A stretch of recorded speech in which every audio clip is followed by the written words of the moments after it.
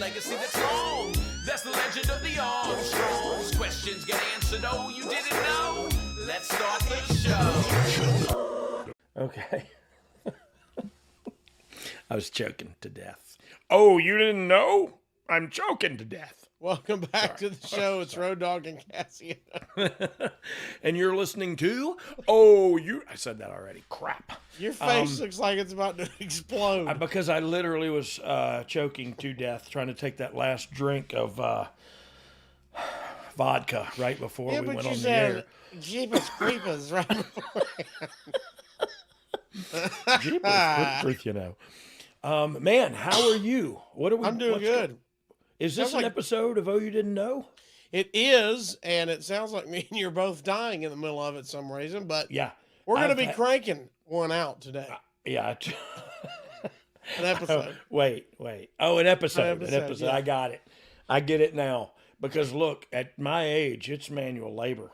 So I try not to crank at all. You know what I mean? Like, I'm sorry. We're also a week out from. We're also a week out from Thanksgiving. Speaking of cranking one out. Oh man, that's my favorite holiday of the year. Yeah. You don't have to buy gifts. You don't have to. All you have to do is eat. Yeah. Watch football. Fart and sleep some and then eat again. And people get mad when you don't eat to oblivion. Yeah. So I try to oblige them. Yeah. That's all. I just eat a lot and then I poop. We eat. Look, that's my favorite holiday. Halloween, you got to work for it. You know what I mean? You got to go out and put in some leg work. You got to get some steps in. And Christmas, you got to go out and buy and shop, and Black Friday and Thursday and 6 days Cyber to Monday Sunday. All partridge that stuff. in a pear tree. I say, bring on the food. You've got. We'll get into more Thanksgiving talk, but let's start with this. Okay. Ham or turkey on Thanksgiving? I like both. If you had to pick one, I'd probably go with ham. Okay. I know turkey is the traditional, and conventional wisdom would say turkey, but turkey is temperamental. Like if you cook turkey too long, I'm not down. You know what I mean? And so it's that's why I choose ham, because I don't know if I'm going to roll the dice on the turkey. You know what I mean? All right, I'm going to give you only 4 sides for your Thanksgiving dish. With your ham, what are you going with? Well, dressing. Okay. My wife's dressing that she cooks. She cooks like a sausage dressing. Does she? Yeah. And she makes it. Mail me some. Yeah, it's very good. I would just get a pocket full, bring it up to you. But yeah. So they got to have the dressing. Oh man, I don't know, because we make everything at the house. I know. Yeah, green beans. I'm going to have a vegetable in there, I guess. But look, I love the rolls and the mac and cheese and the desserts, the chocolate pecan pies. And, you know what I mean? Like all of that is so good. It's like hard to nail down. Like that's what I see all the time on the internet is like pick 3 and there's a picture of 4 of my favorite things. And I go, suck it, pick 2 words for you. Because I'm not playing your game. I'm going to eat all 4 of them. And I'm going to go buy some now because you told me I couldn't. And so that's what I do. I see that all the time and I'm like, yeah, I'm not. But sometimes I see it and I go like, yeah, I don't even like that. So yeah, I would not take that one. That's for sure. Do you eat sweet potato casserole with the meal or as a dessert? With the meal, probably. Yeah, it probably still has some candied pecans on top or some kind of something or other. Marshmallow fluff. Yeah, marshmallow. But yeah, it's on the plate because there's pies. Yeah. There's pies to be dealt with. You know what I mean? Oh, I love them. I love them all. I love pumpkin pie. I love sweet potato pie. Will it shut your mouth? The sweet potato pie will shut my mouth. I tell you what, It will. If it don't, I'll shut it for you. No, I love Thanksgiving, man. Everything good. And to be quite honest, got a lot to be thankful for. Think about this time next week, we're going to be chowing down on it. Oh, man. Huh? I can't wait. Yeah. To be alone with my baby tonight. Oh, and my baby you know my is turkey's a plate got of me ham wrapped and mashed potatoes. My turkey's got me wrapped around a little wingy. I love walking in, and if it's the turkey or the ham, whatever the meat's there, Yeah. getting a piece, go ahead and dragging it through the leftover mashed potato, just as a flyby. Yeah. You know, after we've all ate, and it's just kind of sitting there. Oh, man. Yeah. I can't wait. I really can't. I'm dripping right now. I'm sorry. Well, this is what we should call. This is what we should Hey, call. you know what we did though? Thanksgiving. You know what we did one? I'm sorry to interrupt you. You know what we did one year? Italian. And And we just had Italian fantastic. food. Yeah, it was awesome. My daughter, my youngest daughter is actually, my middle daughter's a good cook too. And my wife, they're actually all three really good cooks, but my youngest daughter does some crazy crap and with some desserts and stuff, but she also does like you get at it's frita. What? Something frita. Lasagna frita or something like that at Olive Garden, and it's like lasagna pieces with cheese, but then deep fried. Like it's very cool, and you get it all. Lasagna. Yeah, I think it's lasagna frita or frite for how to spell Fritte, something like that. I don't know how to spell it. I'm not Italian, but yeah, she made that, and so yeah, it was awesome. And we talked about that again this year, but for Christmas. Now you're making me want to pitch my family on it this year. Yeah, I'll probably be mad because it's a week out and they've already bought it. They'll be like, we're not changing this late in the game. You know what though? You could eat that next Sunday. That's true. We can. You just eat it any Sunday and say, "Thank you, God, for waking me up today." Another big old meal in my face and my family around me. That's I'm it. gonna dip a roll in this gravy. Thank you, Lord. All right, before we get started, we got to get our meme of the week. We don't know what it's going to be, and it's going to just pop up on the screen, and we react. I hope it makes me spit this drink Here out. we go. When your older brother says he'll drive you to the Alice in Chains concert, and it's not, is that Wade Boggs? Yes. And he's with Raven and the Flock. Yeah, look at Kidman. That's so good. Is that? I was rubbing my eye, but who's this? Who was that on the far? That's Scotty Riggs behind Raven, but who's that on the far? Is that Canyon? Sick Boy. Yeah, but who's Sick Boy? Who is he? Is he somebody? Are you talking about on the far right? Yes. The tall guy or the short guy? Yeah, the tall guy. The tall guy. I know the other one's Billy Kidman. I just don't know who Sick Boy was. Who is it? I didn't follow Sick Boy's work. I think that's Blue Meanie. Robert Scott Vick was his name. How about that? I'm being told by the truck. Sick Boy. Sick Boy. They call Lance him Vic Ringo. Boy. Lance Ringo. He's 6'2", 250. Trained at the WCW Power Plant. How about that? He made his professional debut on Nitro as Lance Ringo and lost to a man called Diamond Dallas Page. Oh, I wonder whatever happened to him. I think he went on to teach stretching. Okay. Lord, I tell you what, I could probably be taught a thing or two about that because I'm about as limber as a friggin' matchstick. I only think stretchy in my life is my sweatpants I have to wear to Yeah, work. and half of them are moaning and groaning when I go to grab them. They're holding on for dear life. Yeah, but they're comfortable. All right, dog. Let's go back in time. We've got to talk a little bit of wrestling. We could talk the whole time on Thanksgiving, but or just Wade Boggs hanging out with the Ravens flock. He was around a lot. You know who he was real good friends with was Mr. Perfect. Was Kurt Hennigan them? Really? Yeah. A lot of the Minnesota boys hung out with. Did you just know him from Minnesota, or was he an actual wrestling fan? I think they were. No, I think he was a fan. And that's awesome. And so they got to know him, and then they were friends. You know what I mean? That's pretty strong right there. Boss Man and them like went hunting and stuff. Really? Yeah. Hello, Boggs. Hanging out with the boys.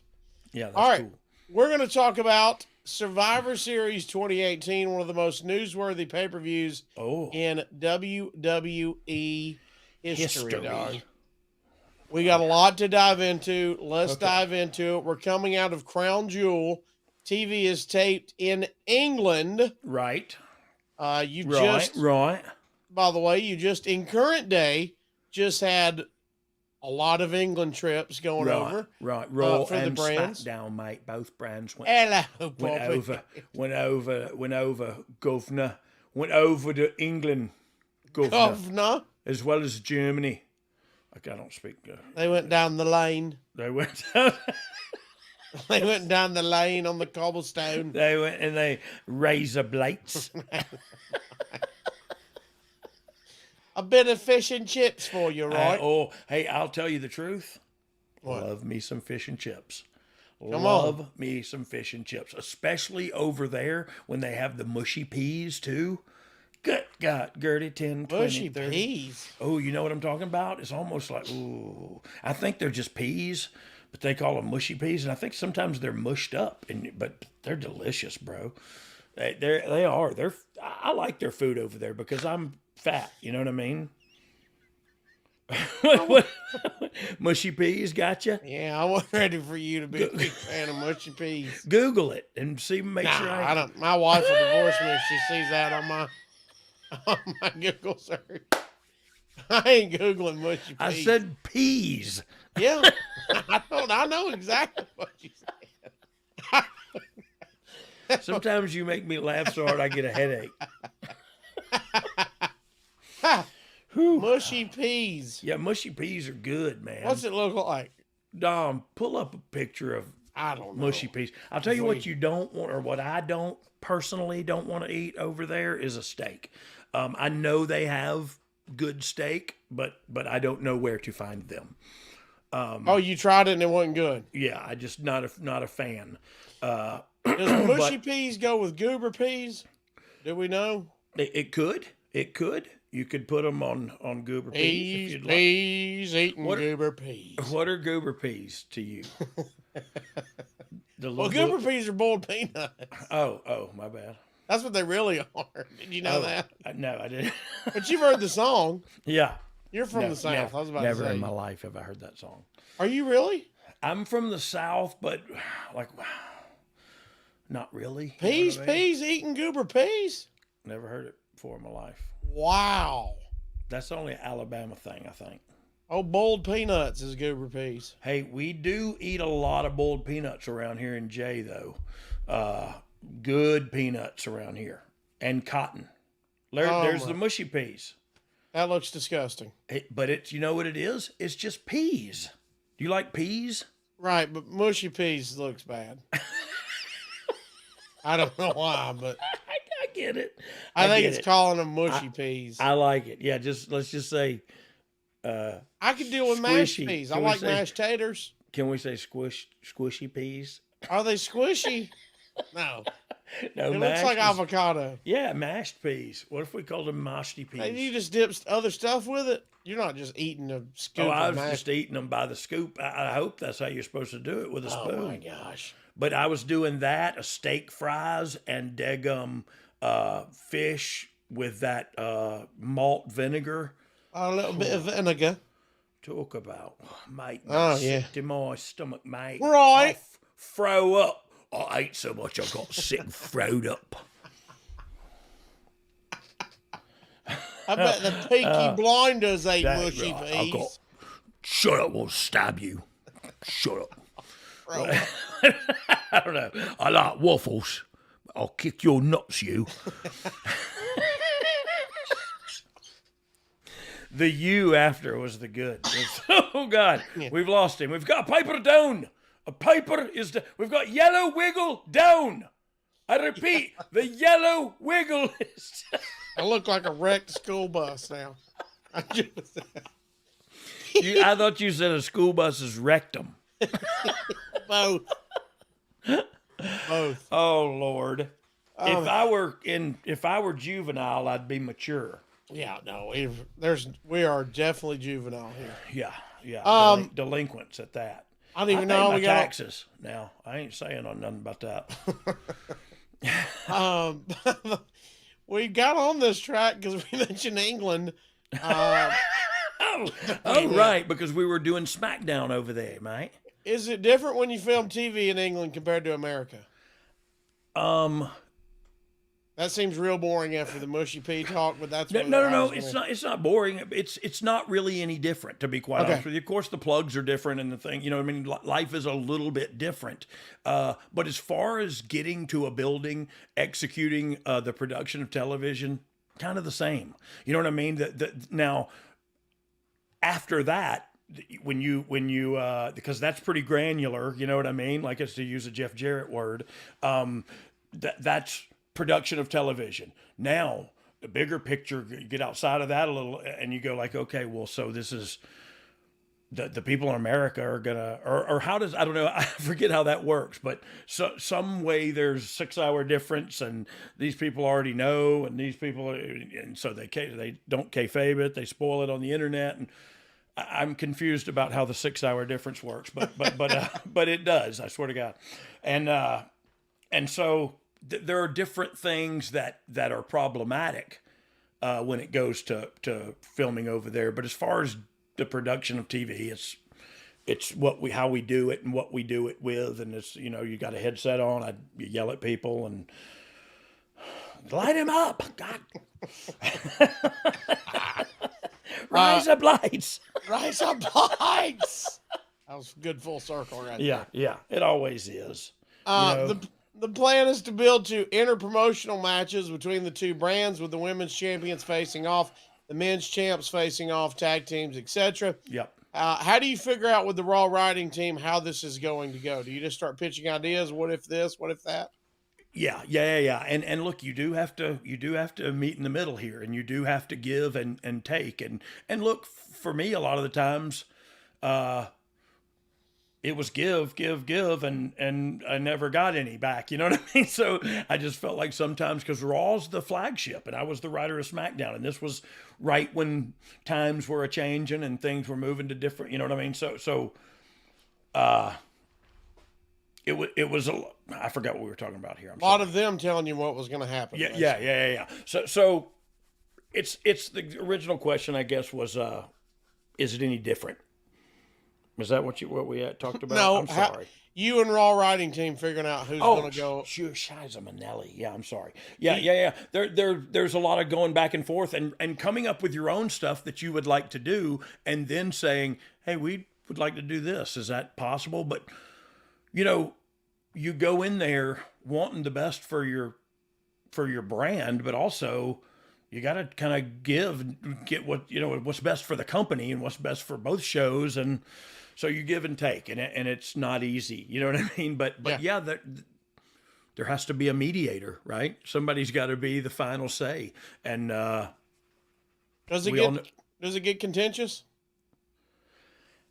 I don't think so. Maybe behind closed doors with the lead writer of that brand and me and my guys over here. Maybe it's like, God darn, are we just going to give them the moon? You know what I mean? Whatever, like stuff like that. But I don't think there's any contention at the table. Excuse me. I just think it's a little bit of sibling rivalry almost. Sure. Is as close as I can get it. I'm not going to be mad at the guy because he gets Roman Reigns in a trade, or he get, you know what I mean? Like, or they get more victories that night than SmackDown or something like that. Now, look, have I gone behind to my guys and said like, and we fussed about how many victories Raw's going to get, and we're not, yeah, of course, but we didn't really say anything about it. We just fussed into each other because it's really trivial, you know what I mean? So it's like, okay, we're not gonna. I'm not saying you don't fight for what you feel like you deserve, and you do, but then it's up to you and your argument skills. You know what I mean? Who wins the argument? How is Vince on these types of matches and gimmicks? Is he more hands on, Or was he the same? Yes, but he has to be, because as I mentioned a second ago, there has to be a mediator. Like somebody has to go, okay, I like what you have here, and we're not doing that, but we're going to use that on his side, and he's going to do that on you. You know what I mean? Like all of a sudden he gets to say, and look, that's how it has to go. You know what I mean? Like you can't. What are you going to do? We got a hung jury here. We don't know who's going to. Braun Strowman's not going to get a victory tonight because you know what I mean. Like, and you go like, really, go ahead if that's what you need to do. If that's what we need to do. On Raw, the decision is made to have Seth Rollins drop the Raw Tag Team titles after Dean Ambrose turned on him the month before and was defending them by himself to AOP. Dog, what were your thoughts on Authors of Pain? Oh, I thought you were going to ask something about. Kevin Sullivan. No, the Authors.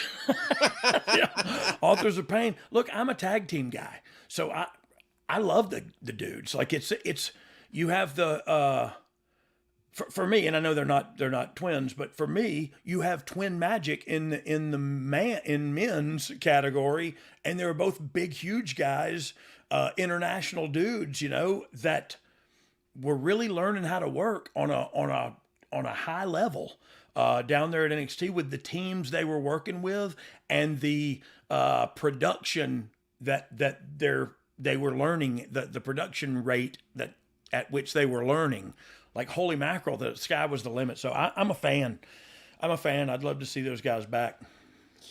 Baron Corbin is acting general manager on Raw and will be serving as the captain of the Raw team, even though he wasn't going to be in the match. It also will have a women's team matchup against each other. What do you think of the traditional 5-on-5 Survivor Series matches? I love them. I love them. And look, the first time I ever, and this is a true story. I was in the Marine Corps. I was in the School of Infantry in Jacksonville, North Carolina, and I drove with a buddy to Charlotte to stay at my brother's house, who lived in Charlotte at the time and was wrestling for Crockett or whatever. And so I went and stayed at his apartment, and we got a pay-per-view, and it was Survivor Series. And it was the first time I'd ever seen WWE, WWF, ever. And I'm 19 years old, you know what I mean? And I thought it was stinking awesome. Like it was the stars that were on there. And when I say I'd never seen WWE, I just never watched one of their televisions or anything. I knew who their stars were just by way of magazines and wrestling talk and all that. So I knew who was there. But man, we started watching that pay-per-view, and the first match out of the gate, and I probably getting this wrong, but like it was Earthquake and Jake the Snake Roberts and $1 Million Man. And I mean, it was just like a Boss Man might have been in there. It was a star-packed first match on this pay-per-view. And I just remember thinking like, how do you follow this? And I'd never seen a Survivor Series match or I don't know that I've seen an elimination match at this point in my life. You know what I mean? Much less a 5-on-5 elimination match. So I don't know. It was super cool and a cool moment in my life that I'll never forget. And it was just sitting there in my brother Brad's apartment alone. He wasn't even there. Brad wasn't even there. He was traveling the roads. And so, yeah, I got to watch that pay-per-view, and that was special to me. But it just made me think like, well, for one, the story made me think about my brother Brad.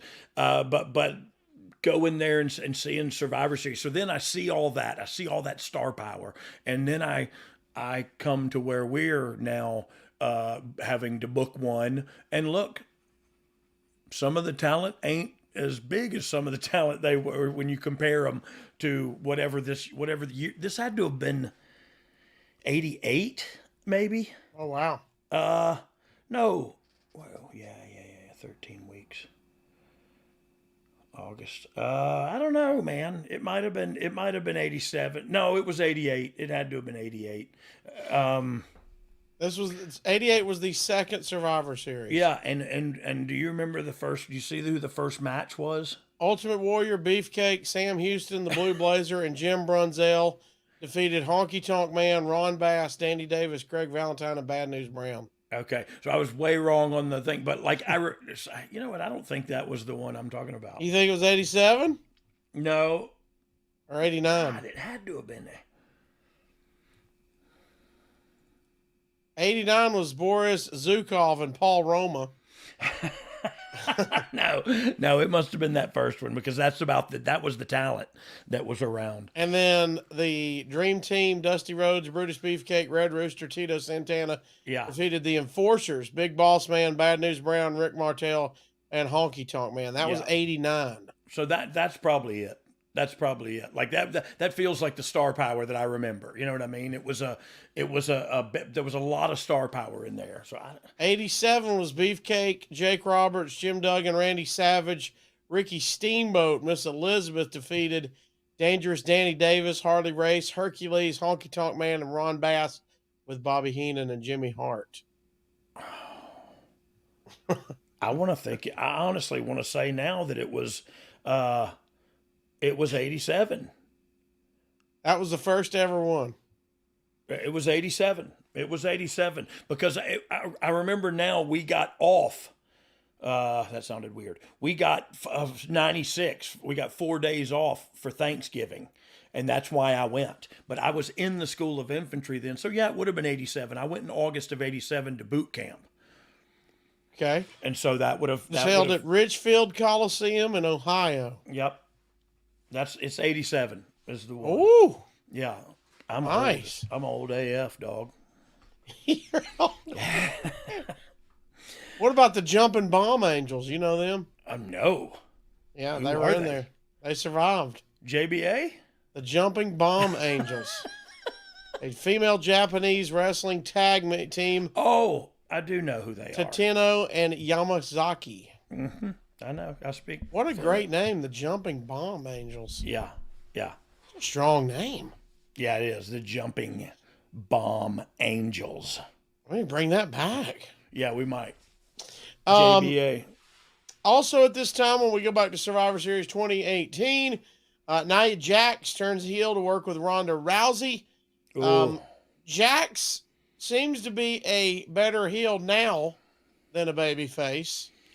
I mean, now that we've seen her work heel for so long. Yeah. What's your thoughts? Yeah, I don't know that I agree with that, but I totally see where you would come to that conclusion. Like, just because we're in it, it's hard to not see it. I totally agree.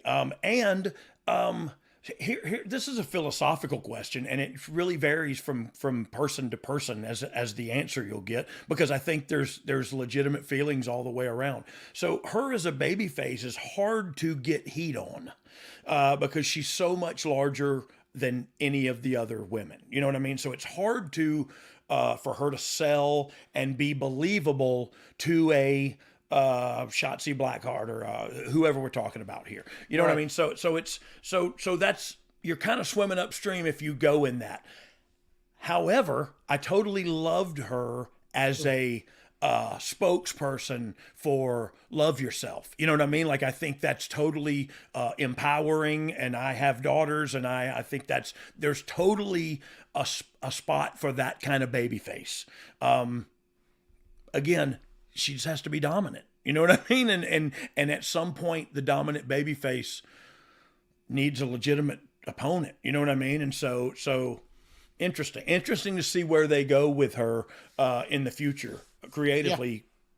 You know, and also, I don't know. I see that both. I see that both ways, and I say this jokingly a lot. I go both ways, but I do for the right amount of money. I thought we were talking about 1987. You said 2018. We skipped ahead. Yeah, tonight. Oh, okay. My bad. I was thinking Nia was there. Girl looks good. She defeated the Jumping Bomb Angel by herself. Because it looked like $1 million doing it. On SmackDown for that week, the show was built around a storyline between Miz and Bryan and how they were going to build Team SmackDown for Survivor Series. These two always work together. We've talked about that many times when we brought them up. They are just awesome and magic when you put them in the pot together. Yeah, they are. It's like oil and vinegar on my sub. You know what I mean? Like I gotta have them both there. Oh. Well, I'm just hungry actually. But these cats have such chemistry, whether it's with a microphone or with their boots laced up. So it's just anytime you can get these two cats on TV together, you do it. You know what I mean? They were that kind of guys.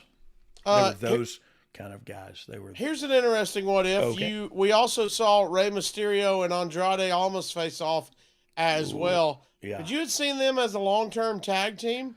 That might have helped him get that rub from Rey. Yeah. Well, it would have for sure. It would have for sure. But I don't know that he needed it. Boy, you would have thought when I wanted to book Rey Mysterio versus him, you would have thought I tried to. I don't know. It made some people really mad. Like you're going to give them that on TV. Yeah. A lot of real wrestling purist and it was like that's a pay-per-view main event. You know what I mean? Like what? And look, I don't disagree with them, but let's give it to them. Let's show them what they're going to pay for later when there's some story behind it. You know what I mean? Let's show how much is they just have a match out here that doesn't mean much, but they have this match, and this match is 2.5 segments long, and it's friggin' fantastic. And they do stuff that you ain't seen done, and they are incredible. Like I will pay to see that again because as we speak, we're only paying $9.99 anyway, and so right. I will pay to see that match again, especially if you spend some time and tell me a story with these guys over a period of time, and then they face each other again. Maybe there's a stipulation, maybe you know what I mean. Like I don't know. I got the same argument from the same crowd when I wanted to do Daniel Bryan versus AJ Styles because I just feel like it's the best of what we have. The best of the best. Why wouldn't you put that on your television show? You know what I mean? Like your television show where all those big television rights fees and revenue comes in. Like why wouldn't you want to make that compelling every week? And sometimes you break glass in case of emergency, or sometimes you just throw stuff at the wall and see what sticks. But when you have a match the caliber of Rey Mysterio and Andrade at the time, dude, I don't know, but people tuned in to see it. You know what I mean? I'm in too. And that's what, like, I was writing the show, so it was like, well, I'm in. All we got to do is sell it to Vince now. You know what I mean? And it was like, he sees the marketability there. He sees the promotability there. Like, yeah, let's do that. And we ended up doing that match like 3 times. Wow. We ended up doing it a bunch of more times. And look, I can hear people being angry at me for laughing at something like that. But man, it's TV and it's 52 weeks a year, and we don't just do one show. We do like 4. So you know what I mean? Like you gotta keep moving and keep throwing content out there. And sometimes you gotta shake things up a little bit and make people go, whoa, what are they doing over there? What are they doing that for? And sometimes it's just for television ratings. Because that's what your boss yells at you about when they're not good. There's also a plan for a tag team Survivor Series match. Boy, that's a lot of man meat. That is meat of men. That is men who have met and will meet, and a lot of meat as well. Yeah. I want to be all up in there. Special guest referee with like pockets full of KY. I don't know where that came. Say yeah, I'm sorry. Dressing. I should have said sausage dressing, but no, you didn't. I didn't. You went straight to jelly. All right, Becky Lynch. Anyway. Becky Lynch came out to a big ovation, even though she was still a heel. We've talked about that as well. Yeah. It looked like she had all the makings of a big-time star. She was. This was the time. This was her time that she was on fire, and we were all, swimming upstream a little bit during this period of time. But that's what it was, and that's what we were doing. That's like we did. It wasn't like we didn't have ears. We heard what was going on. And when I say we, it just wasn't everybody. You know what I mean?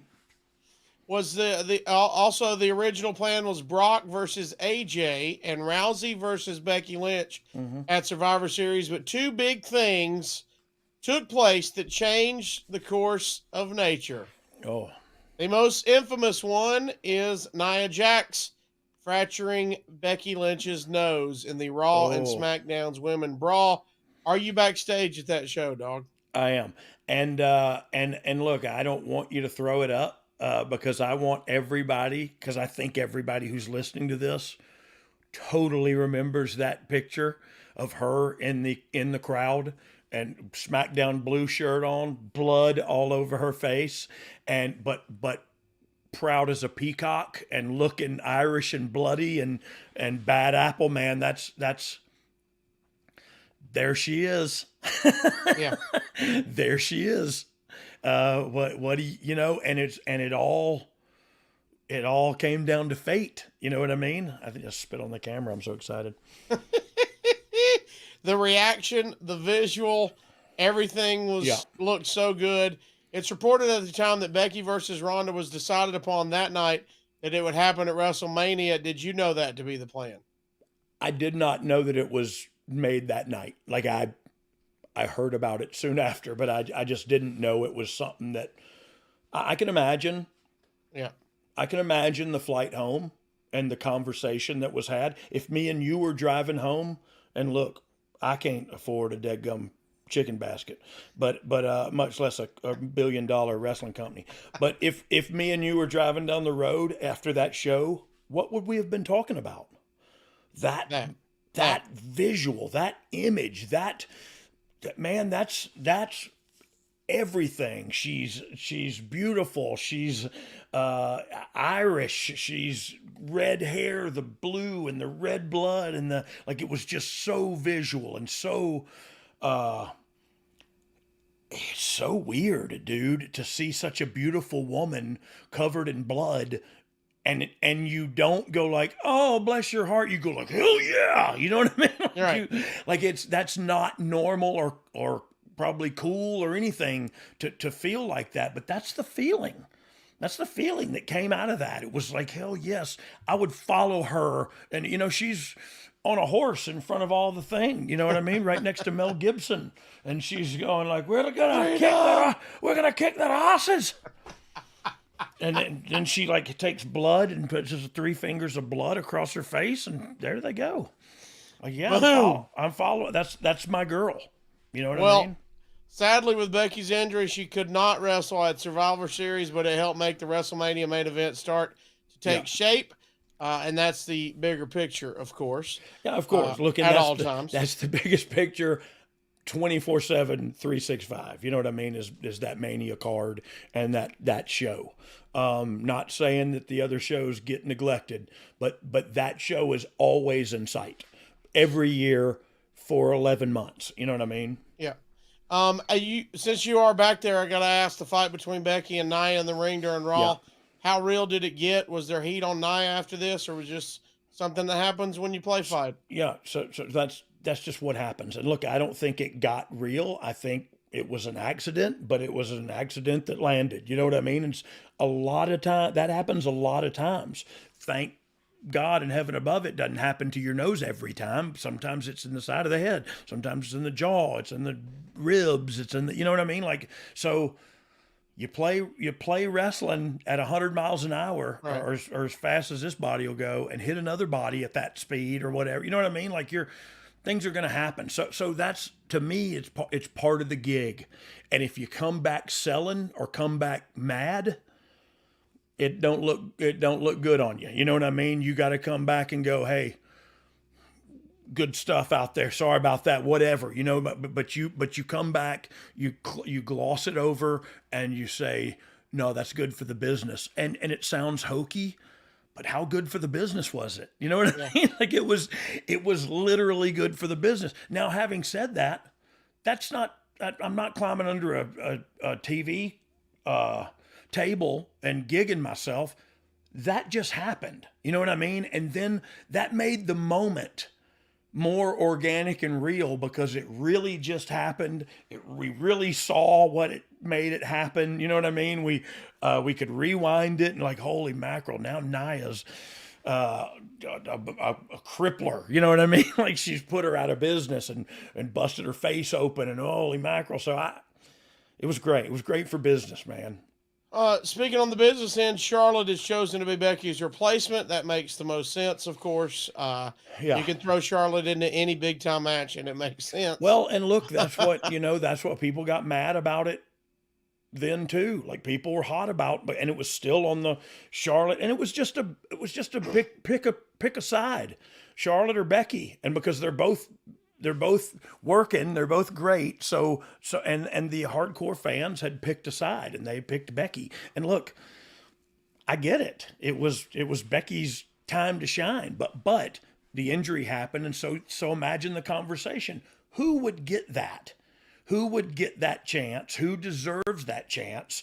Who deserves that chance without having to qualify or earn the spot? You know what I mean? Like, who can you throw in there that has championship credentials? And that's Charlotte Flair. So people can get mad all they want.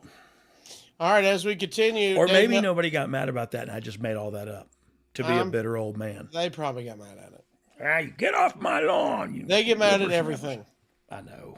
But it's we all people. Get mad at something. It's people. Can I tell us a quick story real quick? Yeah, it's your show. I went to the Deadgum Falcons Titans game. The Titans have two quarterbacks. One, Ryan Tannehill. Ryan Tannehill. Is it Ryan Tannehill? Yes. He's out now. The Will dude Levis. I watched play was Will Levis. And, Will Levis.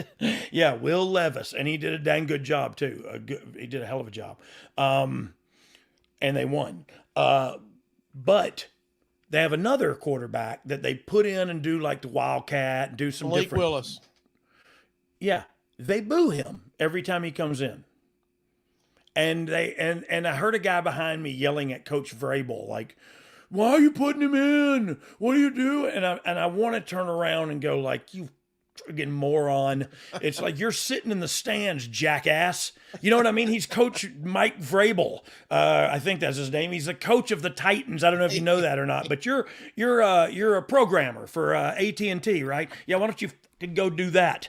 It just made me so. And he wasn't the only one. Like the whole place where Mike Vrabel kept telling him, he was like doing his arms like, shut up, don't boo. He's on your team, you idiots. Right. And it you know why he's doing it? Because he thinks it gives him the best shot to win. Exactly. And he's a coach at the professional level.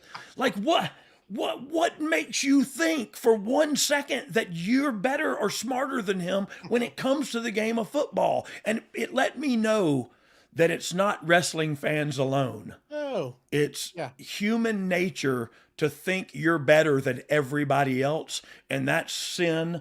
And it's a sinful flesh that we're covered with.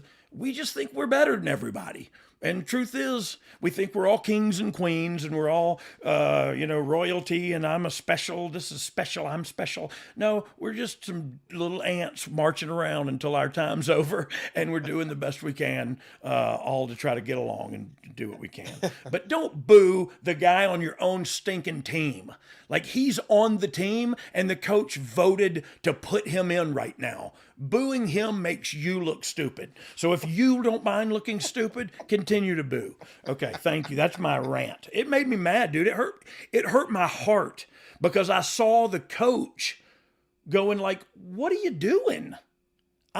This is a play I'm running. And the kid's trying to do his best. He did nothing to them.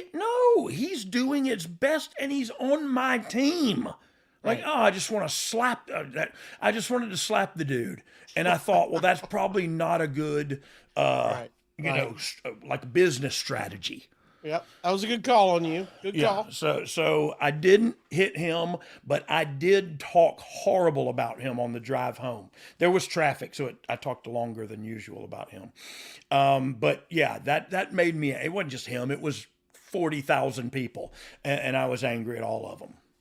Well, let's see if you get mad at Mr. Dave Meltzer's take on this. Oh, Dave! Sorry. Yeah, I got you heated. Let's go. I'll let him finish.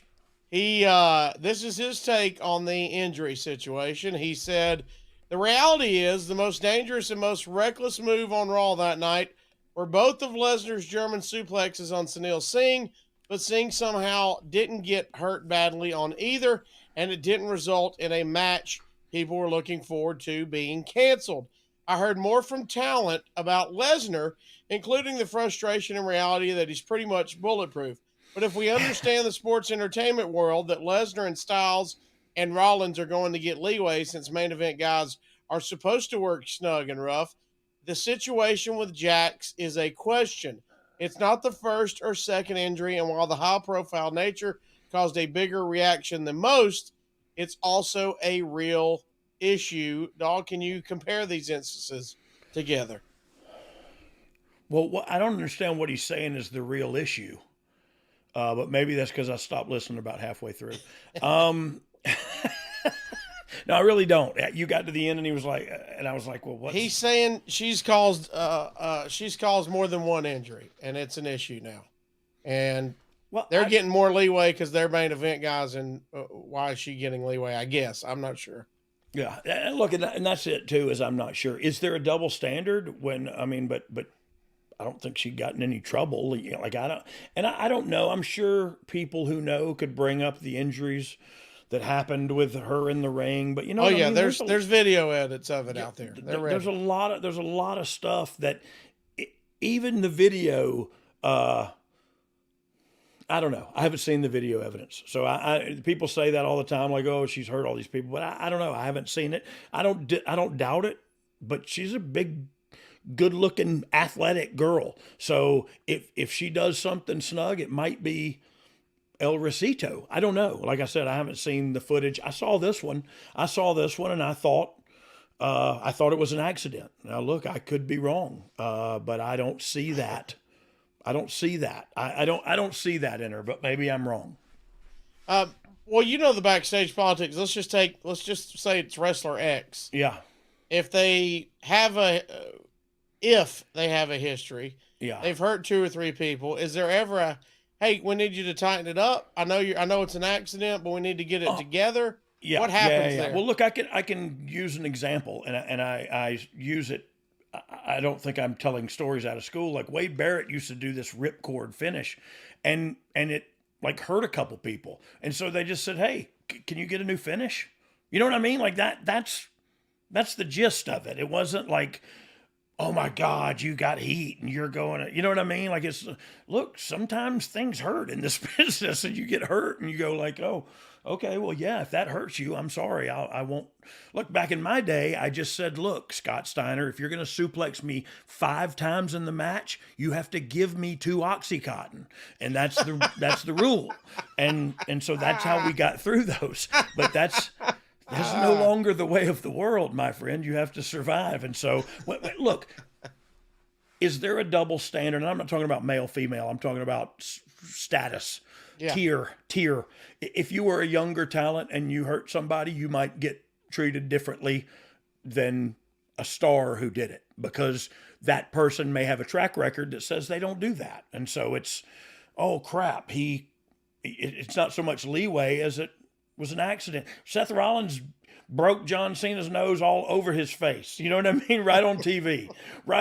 And I mean ugly as hell. But it was awesome for TV, for the business, for, you know what I mean? Like, it's so, I don't know. I think people I think people just jump on everything everybody does. And so if there's a negative, there's going to be some smoke coming from that fire.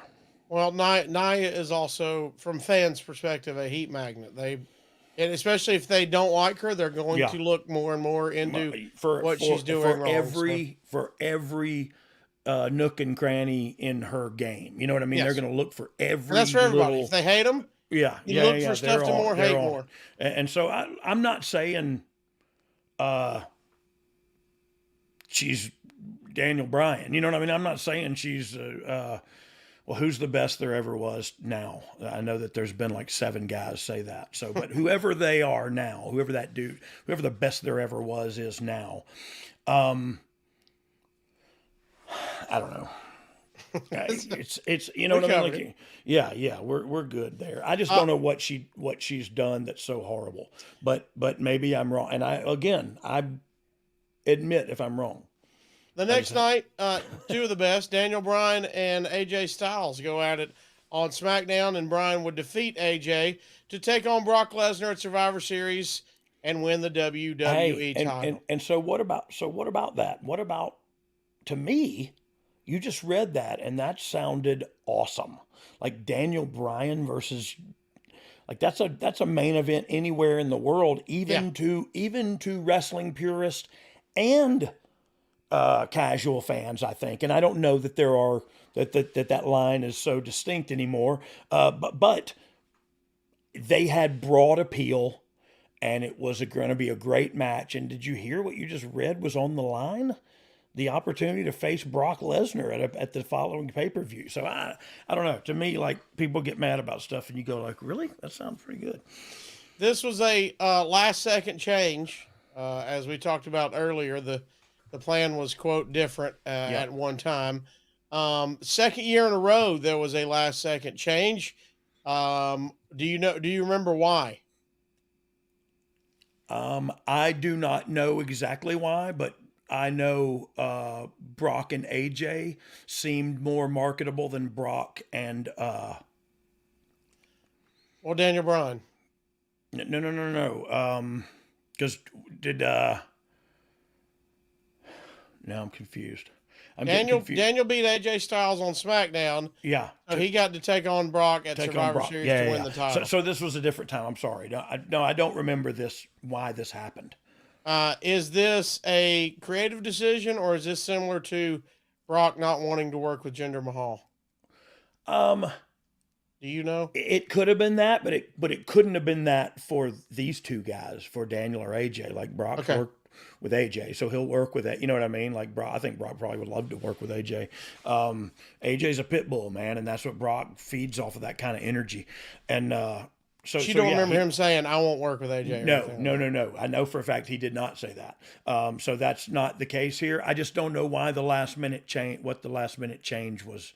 I don't remember why it was done. Well, from the fans and us on the interwebs, when something like this happens last minute, it's always been said it's Vince's call for such a sudden shift in creative. Well, it would have had to say? Yes, 100%. Okay. Like nothing that I said is going to change the main event of the upcoming pay-per-view. You know what I mean? Like, no, it's that we can all suggest, and that obviously is what happened here. And I don't remember the day-to-day or the nuts and bolts, but we were obviously all going, well, shoot, it should be Daniel. You know what I mean? Or something. And so I'll never forget the first 8 minutes of that match either.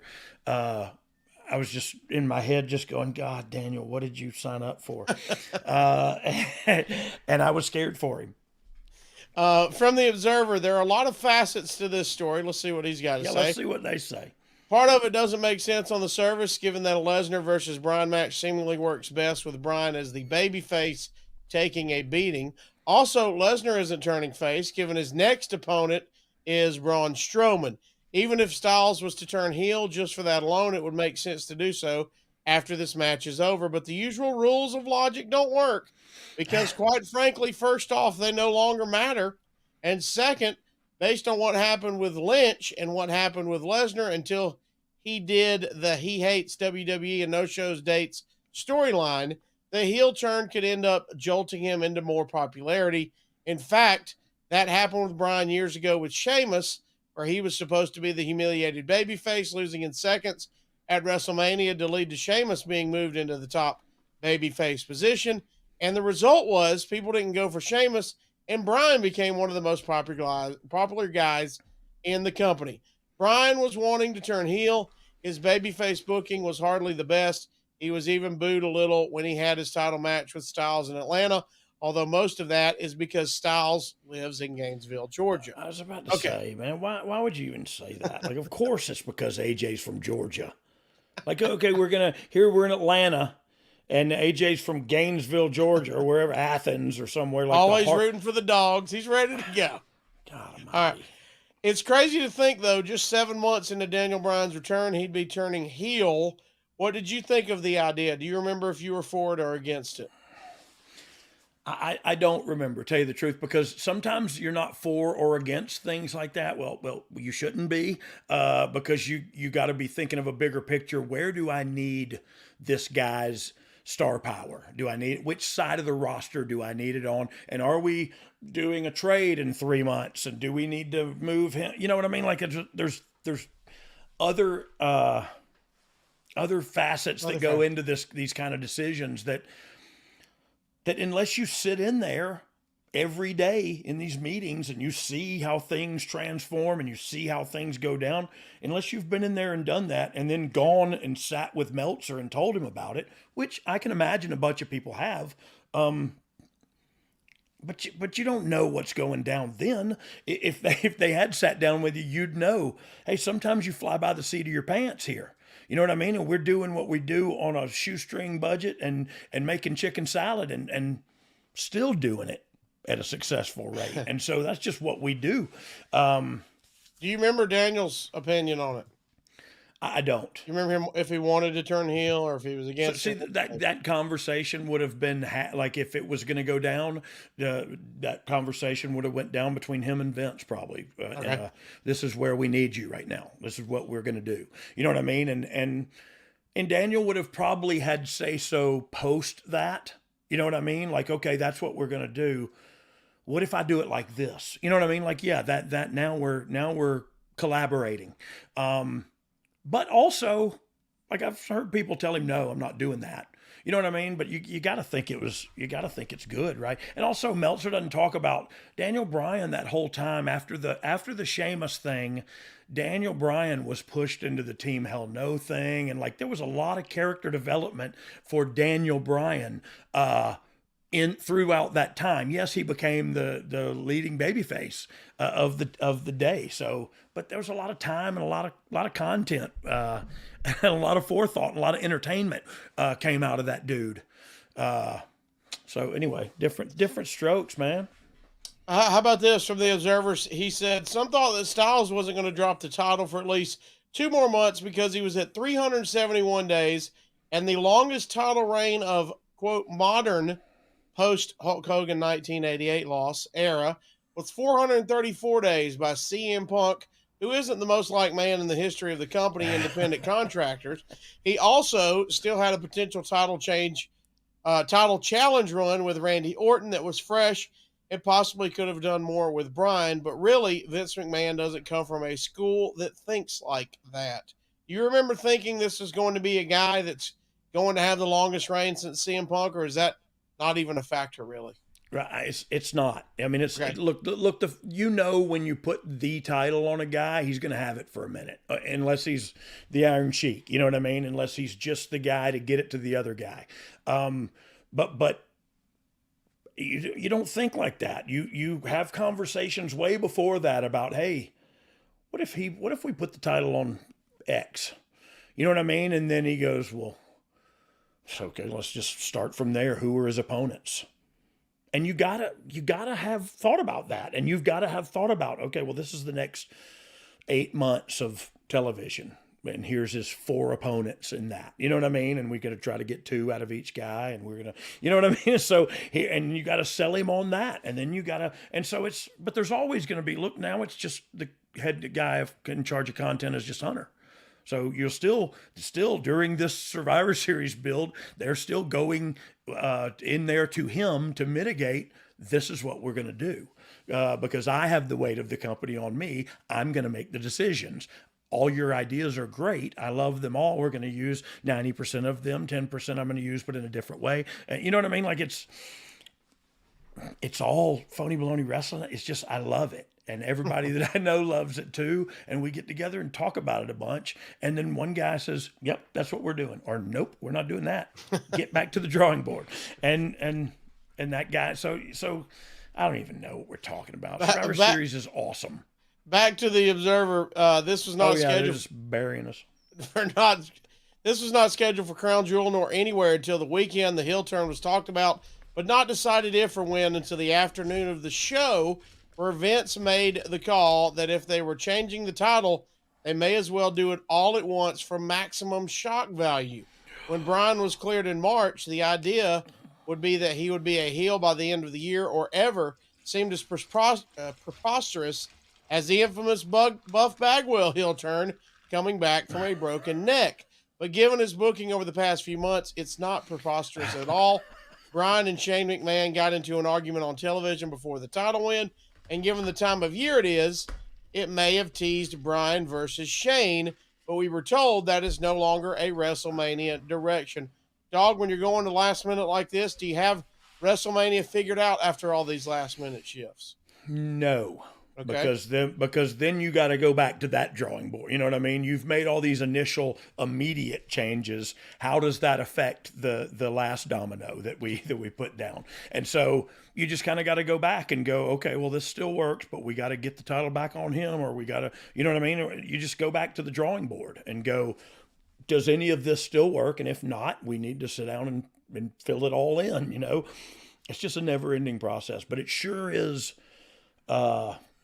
rewarding when you see it come to fruition and flourish and it's good, and you know it's good. And then you have Dave Meltzer come and say you're no good at what you do.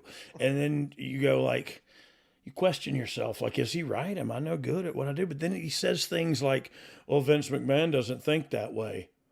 Well, I don't know what way he thinks, but I wouldn't mind a double shot of that because he's a billionaire. And I'm sitting here talking about you, Dave, you dumbass. Do you think that I'm sorry, I didn't mean that.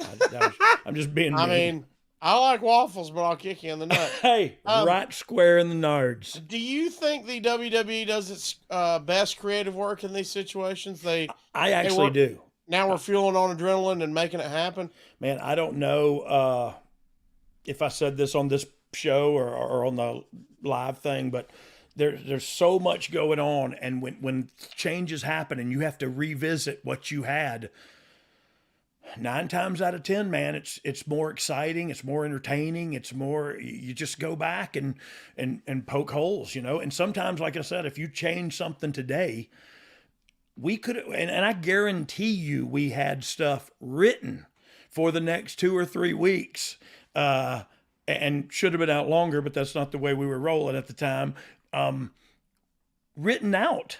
And then that day, it was like, yep, we're doing all this. He's turning heel. He's winning the title. He's doing this. He's doing, and you just go like, okay, all right, cool. We're gonna execute that tonight. And then on the ride home tonight, we're gonna all cry.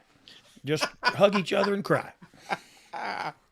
Probably not getting Netflix time this weekend. Nope, we're not getting not a wink of sleep tonight.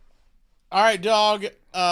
Look, something else that'll make you cry is having to deal with health insurance. Health insurance straight up sucks. Health insurance sucks. It's confusing, expensive, frustrating. I get so frustrated when you know what, like, you know what, it makes me angry, but you know what makes me feel better is when we talk about crowd health. Crowd health. Stop sending money to big insurance companies that profit off of it, not paying your bills. Not pay when something goes down. Oh, I'm sorry, we don't cover that.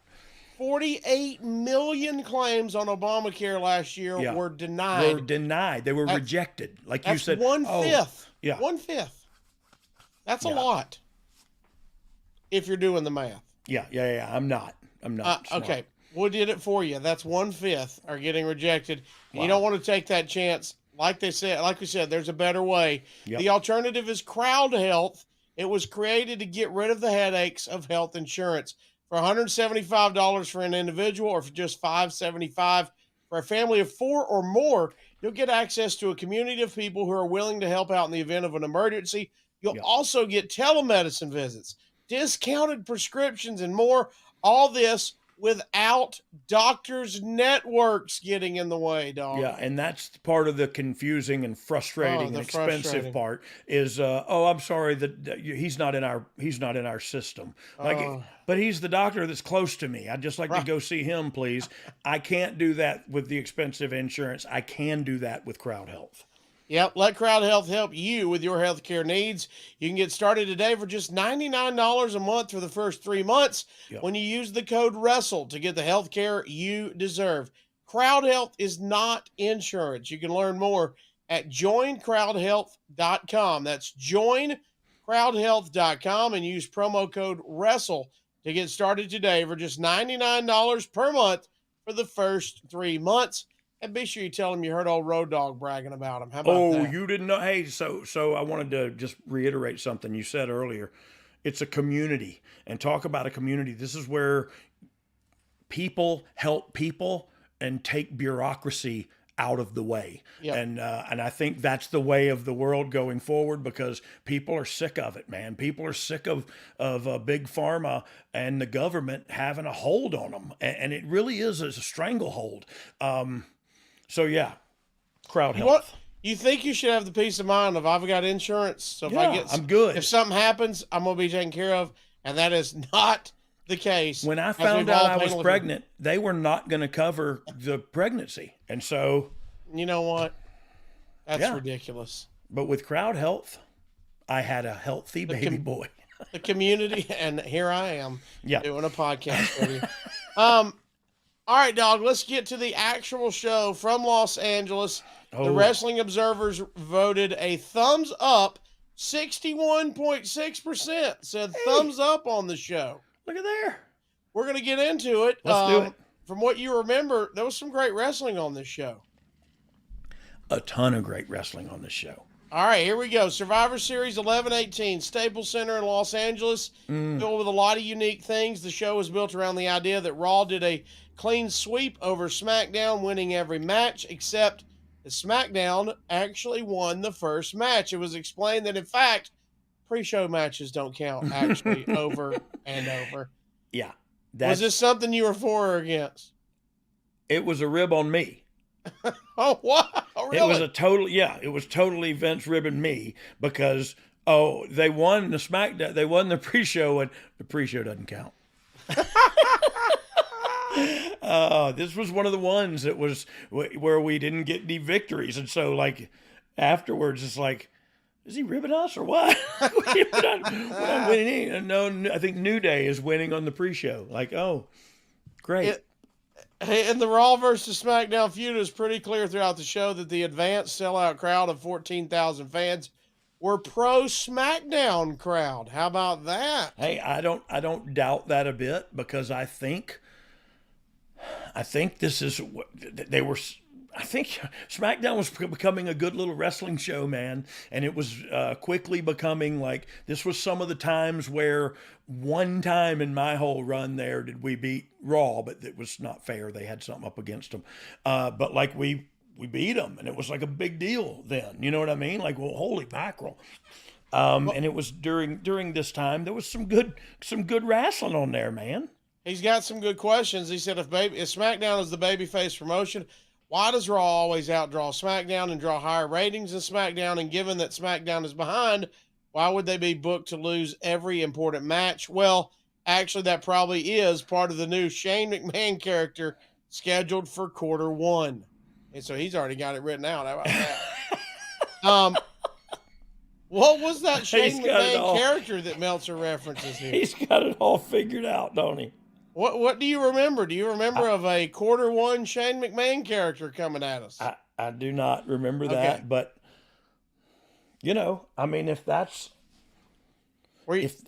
so I've never in my life, and I'm not saying this conversation doesn't happen, but I've never in my life been on one where they said, hey, we should bring so-and-so back for Q1 because it'll make things look. I'm not saying that conversation hasn't happened, but I was in some top conversations, never heard that one time. Right. So, you know, and if you, I don't know what to say, because look, these are the kind of things that sometimes Meltzer knows better than I do. Were you there at the event? Yes. Were you there? Yes. Could you tell that the crowd was pro SmackDown? Yeah, but are you even thinking about that? Yeah, because it's one of the things that gives me the solace about losing every match on the thing and him ribbing me about it, and saying over and over again that the SmackDown match didn't count on the pre-show. Like, it made me feel better, because it makes me like, I know which side of the bread is the butter's on, or whatever the old saying is, but I also know the truth. You know what I mean? I hear and I see and I feel and I know. And so throw everything at me. I would actually argue it makes you the bigger baby face. If they are the baby face, which they were, everybody's rooting for them here.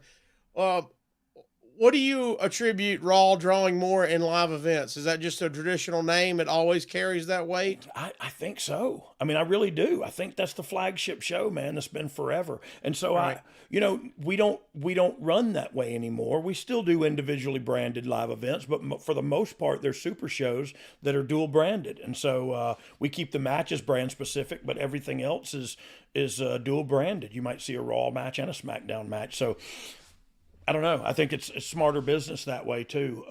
So I think that's the way forward. I can't wait to see what you say about this next line.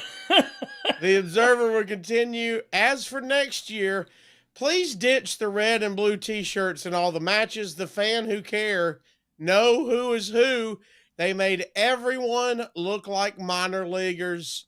Dog, what's your thought on the red and blue t-shirts? Is it just one of these WWE branding things? What did you think about it?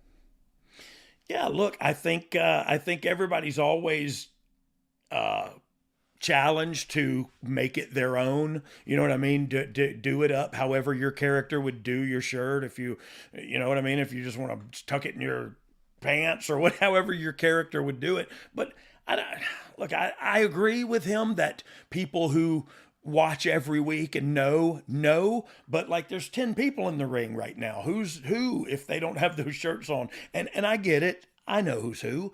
But not if I don't watch every week. You know what I mean? You're hoping the pay-per-view or premium live event now brings in extra eyeballs that don't watch week to week. New eyeballs that don't watch. It's a big event. I actually think I don't know. I like it.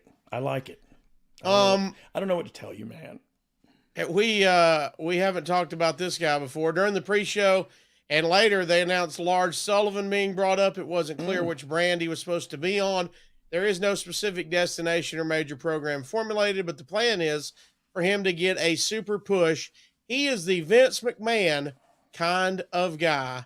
Man, talk about a guy who seemed like he was destined to be a Vince McMahon kind of guy. He was, for sure. He was. And look, not to be a Vince McMahon type of guy, this guy had legitimate look and athleticism and strength and the whole deal. So it's not just he's Vince McMahon's kind of guy. This is what kind of guy people in the world would buy beating Brock Lesnar. I'll throw that at you. And so that's the kind of vision that Vince had. Like, who is the next beast? Who is the next guy that you could bring in anytime?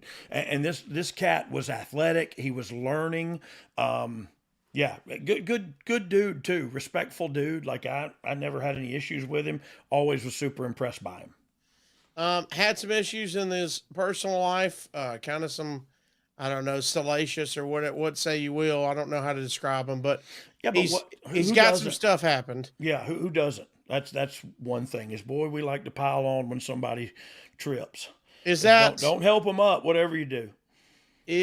Was that his downfall though? Was it just, hey, we can't get over that? Yeah. I think it was more than that because he had even not so salacious at all. He had real personal issues with anxiety and stuff.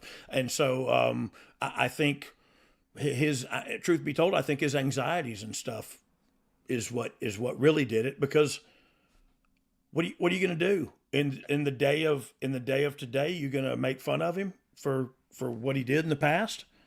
Why are you making fun of that?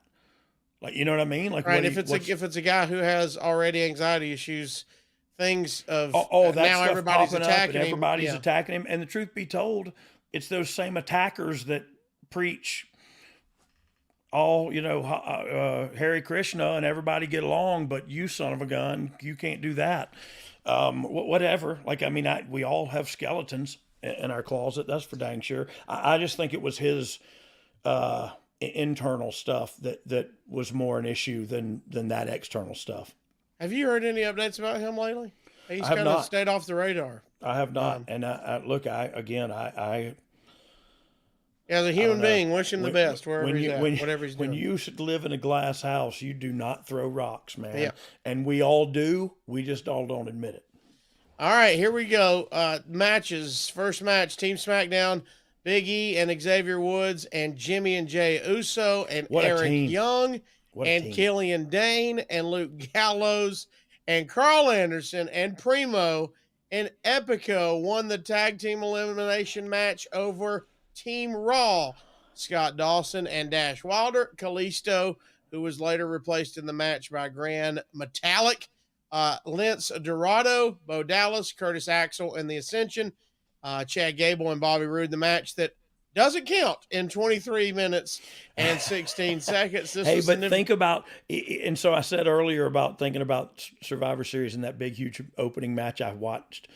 That's a pretty dang good match, and that was on the pre-show. Yeah. A lot of young guys in here that are... A lot of young up-and-comers that are main eventers today. The Observer said this was significantly better than most pre-show matches. Team Raw was very much the heel team to the live fans. It came down to the Revival versus Uso. Dawson did a top rope superplex, and Wilder did a splash off the top on Jimmy, but Jay saved. They did lots of near falls before the Usos hit double super kicks on Dawson and Wilder, and Jimmy pinned Dawson. 3.5 stars. Dog, this is a lot of dudes, a lot of bodies, a lot going on. How tough is it to produce something like that, or for production to be able to handle, hey, we got a lot of cameras, a lot of moving parts. How hard is this kind of match? A lot of hands to shake post-match, I can tell you that much. Hey, so it's a task. You know what I'm saying? It's a task. And so, but if you have a good producer, and it seems to me like, and I don't remember exactly, but this might have been a Jamie Noble production, that Jamie Noble is a savant, and he can tell your cameraman and your director and all of that right where to be and when they need to be there. And so if he has it down, if the producer has it down, and what I mean by has it down is, look, you go out there and you put some stuff together, but then the wrestlers go away and they may get together and come up with some stuff that you got to sit back down with them as a producer and go like, okay, what are y'all doing and where? And you can imagine there was probably 11 dives in this match, and you know what I mean? Flips over the top rope and all. And so who's getting beat next? Okay, here comes the finish, but right after the finish, stay in the ring because so-and-so's coming in for, so it's that producer and the amount of knowledge he has about the match that really it lives or dies right there, and his ability to communicate with the truck in a efficient and quick way. So it's an art, man. To be a good producer is an art, and you've got to sit down and get the match down in your head. You know what I mean? That's it. Usually it's an older wrestler, and you've done that a million times in your career. It sat down and put a match together. This time you sit down and listen to other people put a match together, and you throw out a suggestion here and there, and y'all collaborate, and then you go, okay, cool. So that's what we're doing. And sometimes they'll come up at the last minute and go, hey, we're not going to do the so-and-so because they did it in the match before. We're going to do, you know what I mean? And it's just, oh, here we go. We're on the fly, and it's live, and it's the best drug in the history of the world. Producing a live wrestling match or a live wrestling show. Funnest, most rewarding thing in the world to me, anyway. Well, it's the only SmackDown win, like we mentioned, and you've talked about, hey, it doesn't count. You want to fight for your guys and gals, and you want to get your brand over. And you talked about, hey, we've got to pitch each match separately. Hey, this match is its own match. Let's talk about who goes over here. Was there a definitive reason why this all landed with Raw, or did it just shake out that way? It just shook out that way. And it's, it's there not one thing. No, I don't think so. And look, if you dig deep enough, if there's a reason for that, wow, I don't know what it is and why would you have it? You know what I mean? And so I just don't think. Okay. It just works out that way. And that's, like I said, you go like, am I going to fight that hard over this? Because like I said earlier, and it was kind of in a throwaway line, like I think the fact that we were the underdog made us the babyface, and we were more underdog coming out of there because we didn't win a match. And everybody knows it's not real. And so why didn't we win a match? Oh, you can speculate all you want on that. And so that's good fodder for the Doms of the world. Team Raw of Bayley, Sasha Banks, Nia Jax, Tamina, Mickie James, beat Team SmackDown, Carmella, Naomi, Asuka, Mandy Rose, and Sonya Deville in 20 minutes and 9 seconds. During the pre-show, Ruby Riott and Natalya got into a fight. Captain Alexa Bliss kicked both off the team and replaced them with Bayley and Banks, even though Bliss was humiliated by Bayley and Banks 6 days earlier. The mystery fifth person on Team SmackDown was revealed to be Rose. Yes. Jax had a ton of heat. This was really a Becky Lynch crowd. The three most over people on the show were Lynch by far, then Charlotte Flair, and then Ronda Rousey. And because of Lynch not being on the show, the crowd hated Jax and booed her heavily every time she did anything. Yeah. Dog, it's got to be talked about, I would imagine. The decision to keep Becky Lynch off camera makes the most sense, right? Yeah, 100%. Like, what if you put her on there? It's going to distract from everything. And what does she do? Right. She's not gonna do anything. She's not gonna stand up for herself and fight her. She's not. It's like, what, you just put her in a bad light and in a no-win situation. You know what I mean? And so why do you want to, if you got somebody that hot, why you want to put them out there? It would be putting them out there because they're that hot and not thinking about what the whole takeaway from that would be. You know what I mean? And so, yeah, she couldn't have been on camera in my eyes. Let's get the recap. The fans went wild when Asuka was kicking Jax. Deville and Bayley were fighting on the floor. Bayley gave Deville the Bayley to belly on the floor. They both counted out and eliminated. This left Banks and Jax on Raw and only Asuka on SmackDown. Asuka and Banks went at it and you could tell by the setup that they were expecting a huge reaction for him, but it didn't happen. Asuka gave her a knee to the face and a German suplex almost on her head. Asuka did get a big pop for a running hip attack on Jax. Really, the crowd wasn't much into this, except when Jax was in.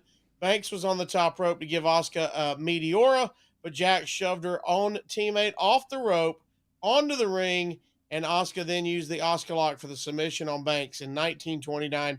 Jax immediately took over and hit Asuka with 3 leg drops and a Samoan drop for the final elimination. 2 3/4 stars. Did you think Jax would be a super heel coming out of this?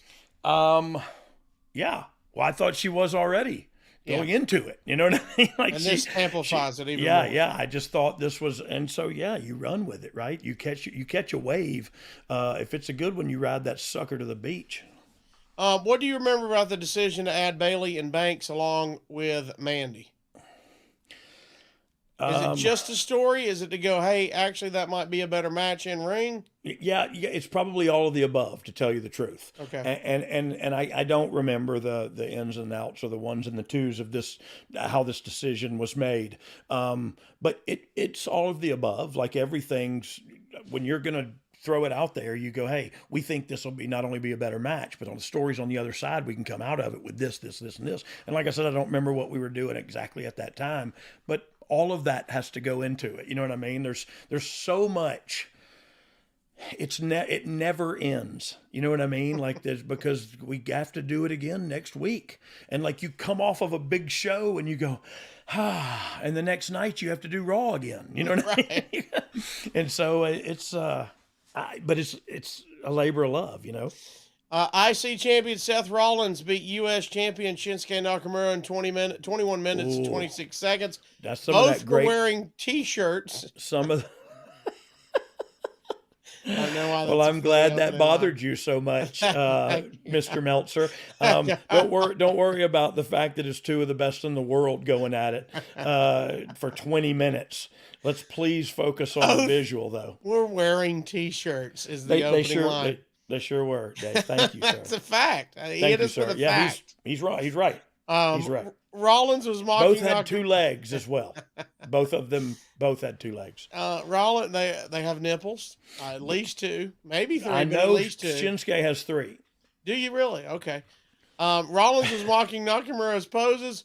Rollins went for a tope but got kicked in the face. Rollins used the downward spiral onto the turnbuckles and sling blade. Rollins hit 3 topes. Nakamura used hard kicks and the backstabber. Nakamura used a flying armbar into a triangle. Rollins did a 1-arm power bomb out of it, sending Nakamura into the turnbuckles. Rollins did his superplex into a Falcon Arrow for a near fall. Oh, I know what that is. They traded big moves. Rollins missed a splash, and Nakamura used a Kinshasa to the back of the head for a near fall. Rollins finally hit the curb stomp for the pin. 3 3/4 stars. You know what would have took him over the edge? What? If they'd have been shirtless. I would have gotten to 4 stars at least. They'd have been 4 stars. A quarter star. No doubt 4 stars. If I could have seen their nipples, are you kidding me? Here we are 5 years later, by the way, and this is another top program going on. And profitable and successful. I was much better this time. Yeah, agreed. Would you agree with that? 100%. And so it's just silly to go, well, he just did it too early. For that character, they went too early. They should have done it the Shane McMahon first quarter character. First quarter character. All right. Good Lord. Before we get the next match, there's an interruption, dog. While on television, we are seeing the announcement of all the international announcing teams right before the start of the Battle of Tag Champs. Eric Arndt, the former Enzo Amore, who got himself a second row seat and had been under disguise, revealed himself. He started to cut a promo and went to hit the ring. Security got him and took him out. Someone threw a punch at him. Some talent was upset, but after, people weren't selling it at all, basically saying it was 10 seconds done and didn't matter. Arndt was just looking for attention because he was probably doing a live show the next day in the city. If there was a chance of him being rehired, it probably lessened. But anyone probably went away then. But anyone who has been around any length of time knows that if you have charisma, and he does, this is a charisma business, and people have returned from far worse. Dog, are you backstage with this? Do you see this? What's the reaction going on? Well, look, this is the kind of stuff I always learned from Vince. Was like I would get hot, and and he was like, "It's done with. Don't mention it again." And he carries on, and that's how everybody then goes, "Okay, that happened, and now we're not going to talk about it. We're gonna act like it didn't happen, and then it didn't." You know what I mean? Like you just brought it up, but I would have never remembered, like, this was the pay-per-view that Eric Arndt came in, or whatever his name. You know what I mean? Right. Like so it didn't work. He had a moment. They pulled him out. I wanted to fight him. You know what I mean? Like, I'm like, oh, whatever, just being stupid or whatever. But you get hot. I get hot-headed, and he's like, we're done with that segment. It's behind us now. Move forward. Don't mention it again. Do you remember talent being mad? Is it sad? Are people laughing? I mean, I know you're hot, but what's everybody else doing? Are you in that bubble right there next to Vince? Yeah. I'm in that gorilla bubble with the headphones on, and so it's very, very personal to me. You know what I mean? Because this is our show that we've worked on and creatively done that, and then he's going to do that. And it's just like, come on, man. But do what you got to do, bro. They got him out of there, and we went on with the show. You know. And of course, the match after this, which had to be hurt by the interruption of Enzo, is, well, we'll let Observer take it away. During the AOP versus Sheamus and Cesaro Battle of Tag Team Champions, Maverick put Rezar's leg on the ropes after Sheamus hit him with a brogue kick. Sheamus went for the chase, and Maverick ran into Big Show and fell down. Show grabbed Maverick and held him overhead. There was some gimmick urine deal. As you could see, Maverick adjusted. A version of the story, which was not confirmed, is that the gimmick didn't work and Maverick actually had to really piss himself to make the angle work. But originally, he wasn't going to have to. Sheamus was distracted by this, and it led to his downfall as the AOP gave him a double-team neck breaker and Rezar pinned him. Okay, dog. Yeah. Did the work piss not work and he needed shoot piss? That's all shoot. that all really happened. And he really urinated in his pants because of, look. I love it even more. It's the same reason he still works there today. His commitment. Peeing on command is hard. Well, dude, he's also a master of 11 hats. You know what I mean? Like he really is a smart, entertaining, dude with charisma. And so, yeah, they called for him to pee his pants. The gimmick didn't work. He was pushing the gimmick, the bladder, and it wouldn't work. And so he just Malik Willis, How does this happen? Is the work pee machine guy, is he getting chewed out after this? He gets fired. Are you more hot about the bladder not working or Enzo? Enzo, the bladder, because we didn't know the bladder. That to us, we all popped afterwards because we just thought the bladder worked. He just peed his pants. And he had to tell you. Okay, it all worked, and he was like, "Oh, the bladder did what? I had to piss myself." Gotta love it. All right, here we go. As we move on, Buddy Murphy pinned Mustafa Ali to retain the Cruiserweight title 12 minutes. I tell you what, that match seconds. right there. Boy, that match right there, it better get a goddamn 73 stars. Well, what's your guess? Out of 5 stars, what's your guess? 4 2/4. 4 right. 4.5. It's not 2/4. This was the big moves match, but it worked as good as a Cruiserweight match can work on a show like this, given how few people watch that show. In some ways, it was the best work on the card by the wrestlers because they took a match that nobody had interest in and didn't seem to even give a chance, and by the end, the crowd was going nuts. They traded near falls until Ali came off the top rope into a V-trigger and hit Murphy's Law for the pin. 4 stars by the Observer.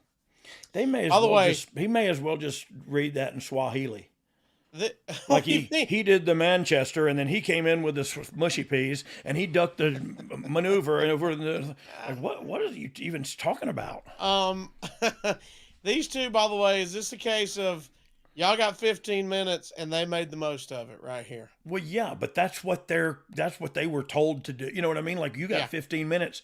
Give me the cruiserweight. Give me the 205 Live special. Show me what they. You know what I mean? Watching. Give me that. And look, some people call it the NXT style, and that's just internal, of course. I know other people would beg to differ, but it's like a different pace. It's a different style. And I'm sure Ring of Honor was doing it way before, or whoever was doing it before, but whatever. So that internally, that's what I call it that anyway.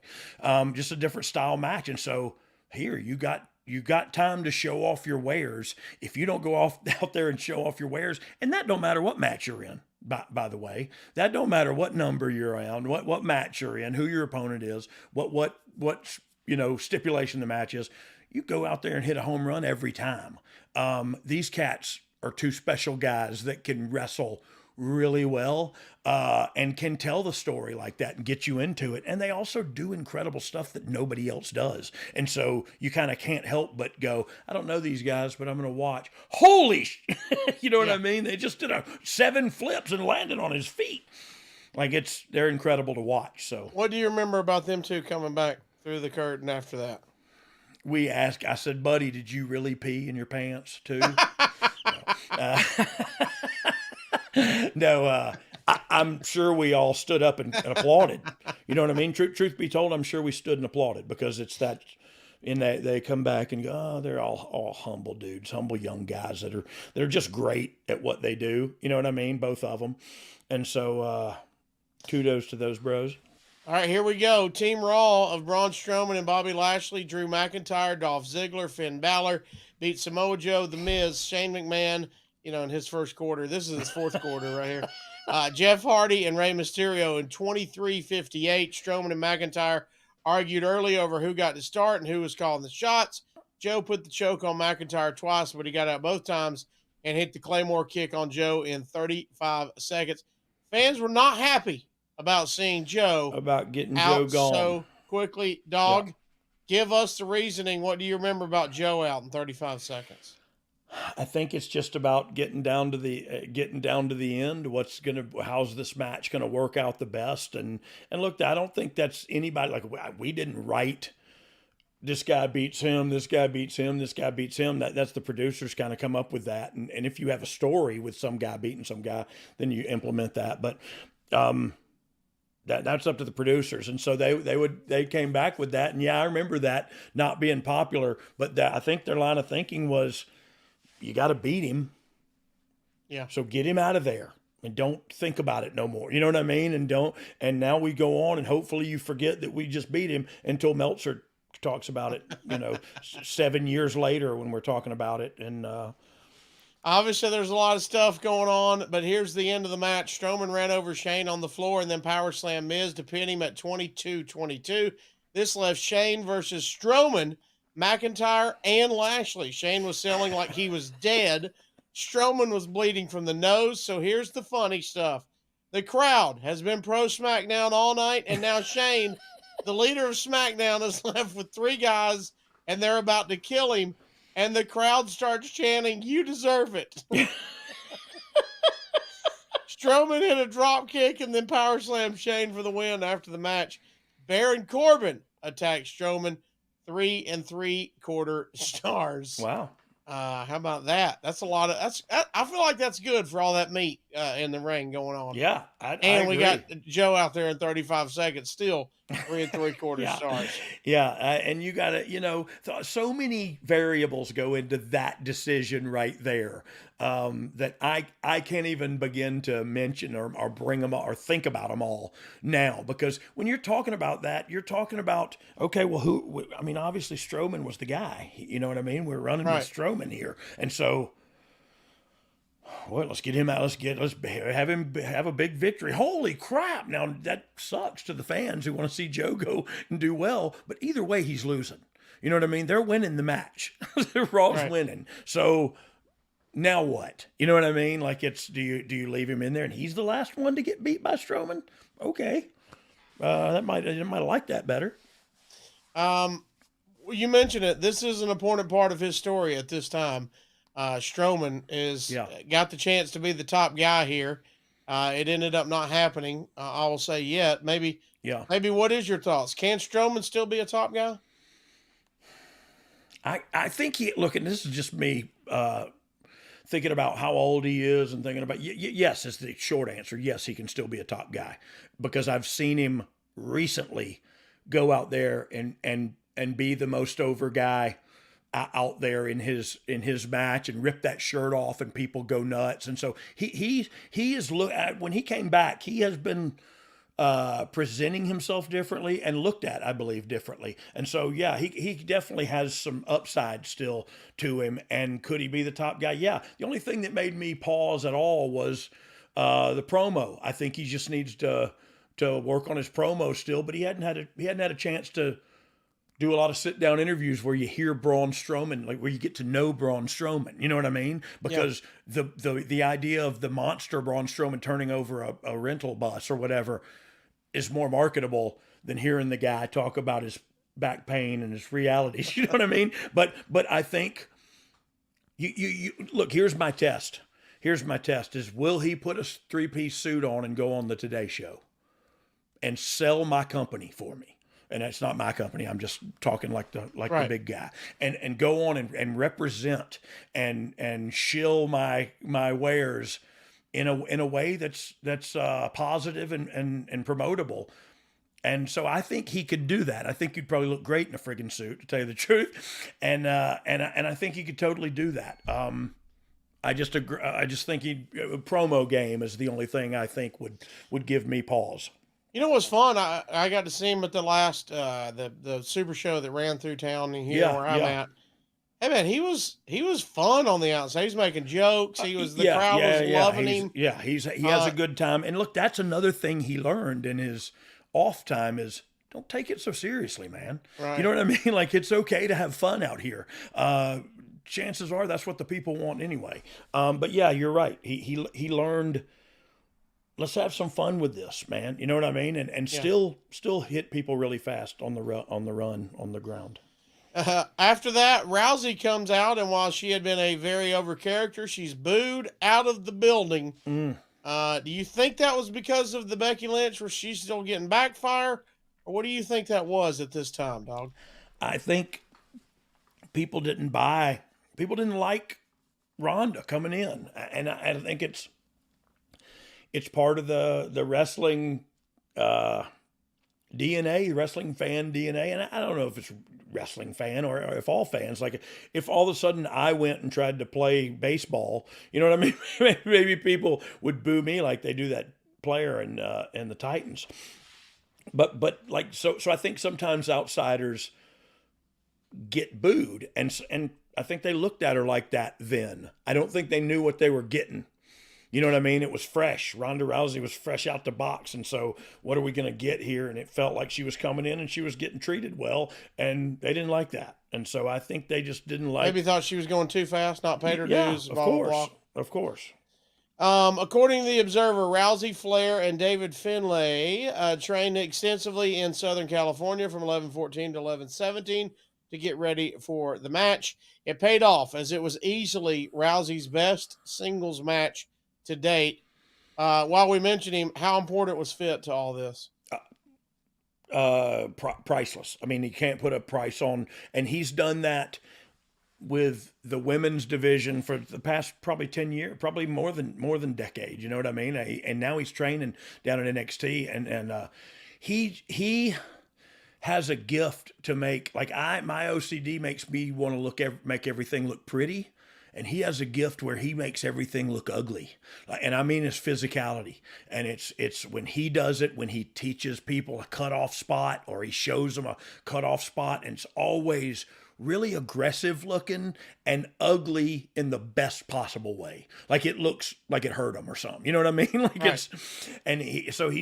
He's been doing this since he was, God knows, 10 years old probably. His dad was a wrestler as well. And so I remember in 95 going over and seeing him for the first time in Germany, Fit Finlay, and knowing my brother had been over there and worked with Fit, and I knew what he was and who he was and what he was capable of. And he's on a different level in the ring than everybody else. And a lot of people talk that way about Steve Regal.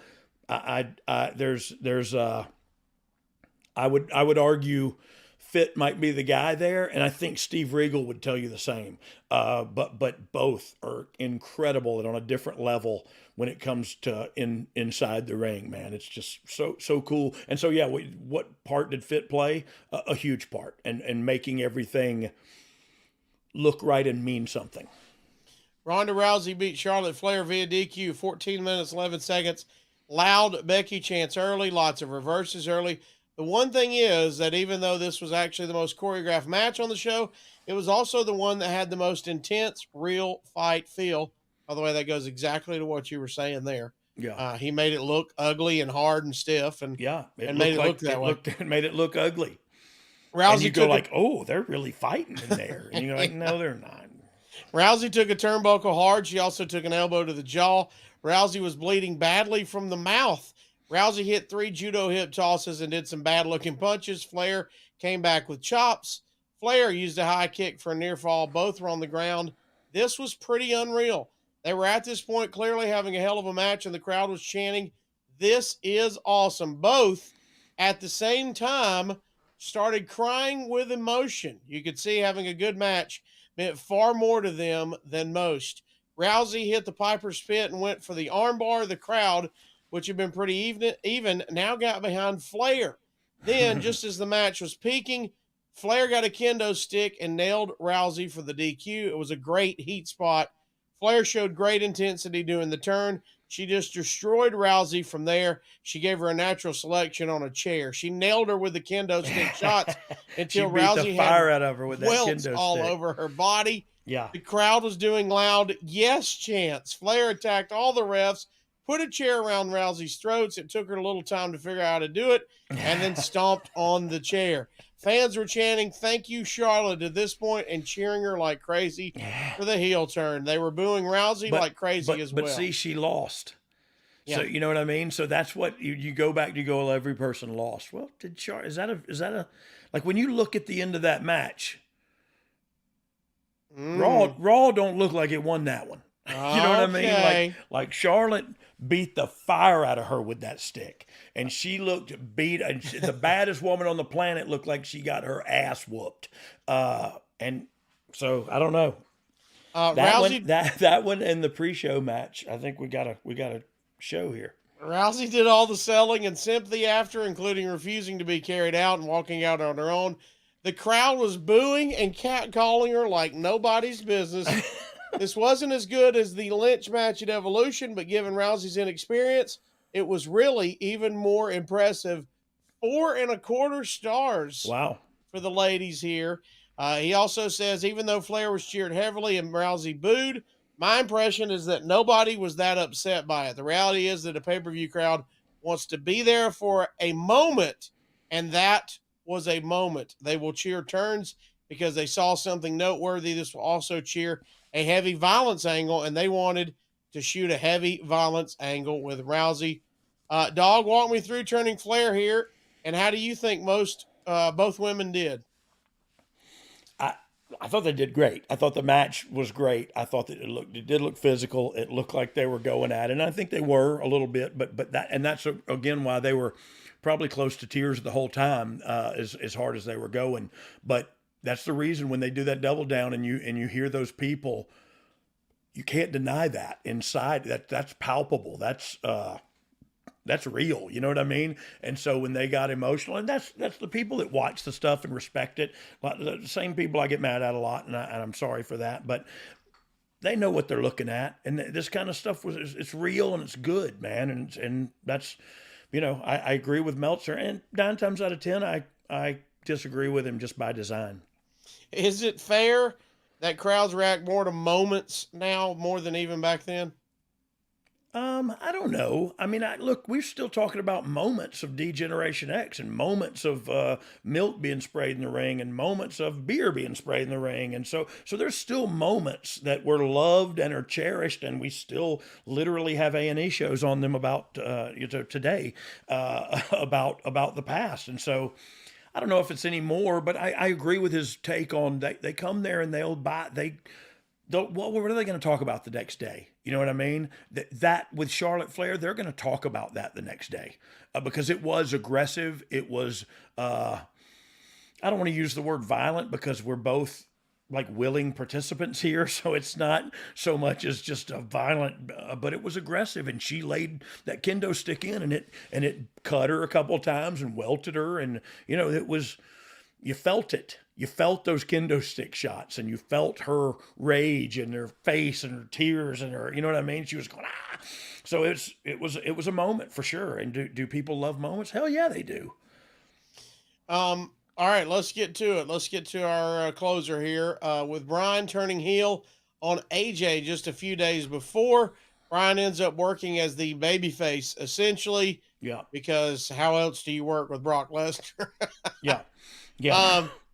Was this a challenge to book with after the fact, or was this just another day? No, it was hard afterwards. You know what I mean? Like, because but in your mind, win, lose, or draw, Daniel Bryan's going to go out there and have a hell of a match. He's going to have a great match with anybody. Then you add in Brock and his ability to physically tell stories in the ring, head and shoulders above just about anybody else, like it or not. And so they're going to have a great match. So it's really no harm, no foul. And I know people talk about wins and losses so much, and I always contradict them and say they don't matter. But this is one of the things that argues in my favor. Like Brock beat him, but Brock beat him in a hell of a battle, like a struggle battle. You know what I mean? That took you on an emotional ride, and so booking on the other side of it was your original question. Nobody's dinged up after this, man. They just had a hell of a match, and Bryan came up short. And it's nobody's. He's not dead to me on SmackDown now because he lost. You know what I mean? I argue he's more marketable and profitable than ever because he endured that beating and kept coming. You know what I mean? You can't keep a good man down. All right, here we go. Let's recap this real fast. Brock Lesnar pinned Daniel Bryan in 1843. Bryan actually started off taunting Lesnar and stalling.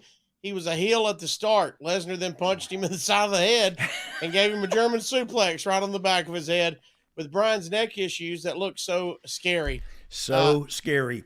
For everybody. Really? You can know they're working together, it's all, and you still, just like Drake Maverick earlier, pee your pants a little because you go, oh, well, Daniel Bryan's dead. You know what I mean? Like, okay, well, he's dead. So what do we do now? Lesnar It's going to be hard to book now that he's dead. Yeah, that made it difficult to book if on you, the other if you side. saw it, and that's what I mean by it takes you on an emotional roller coaster.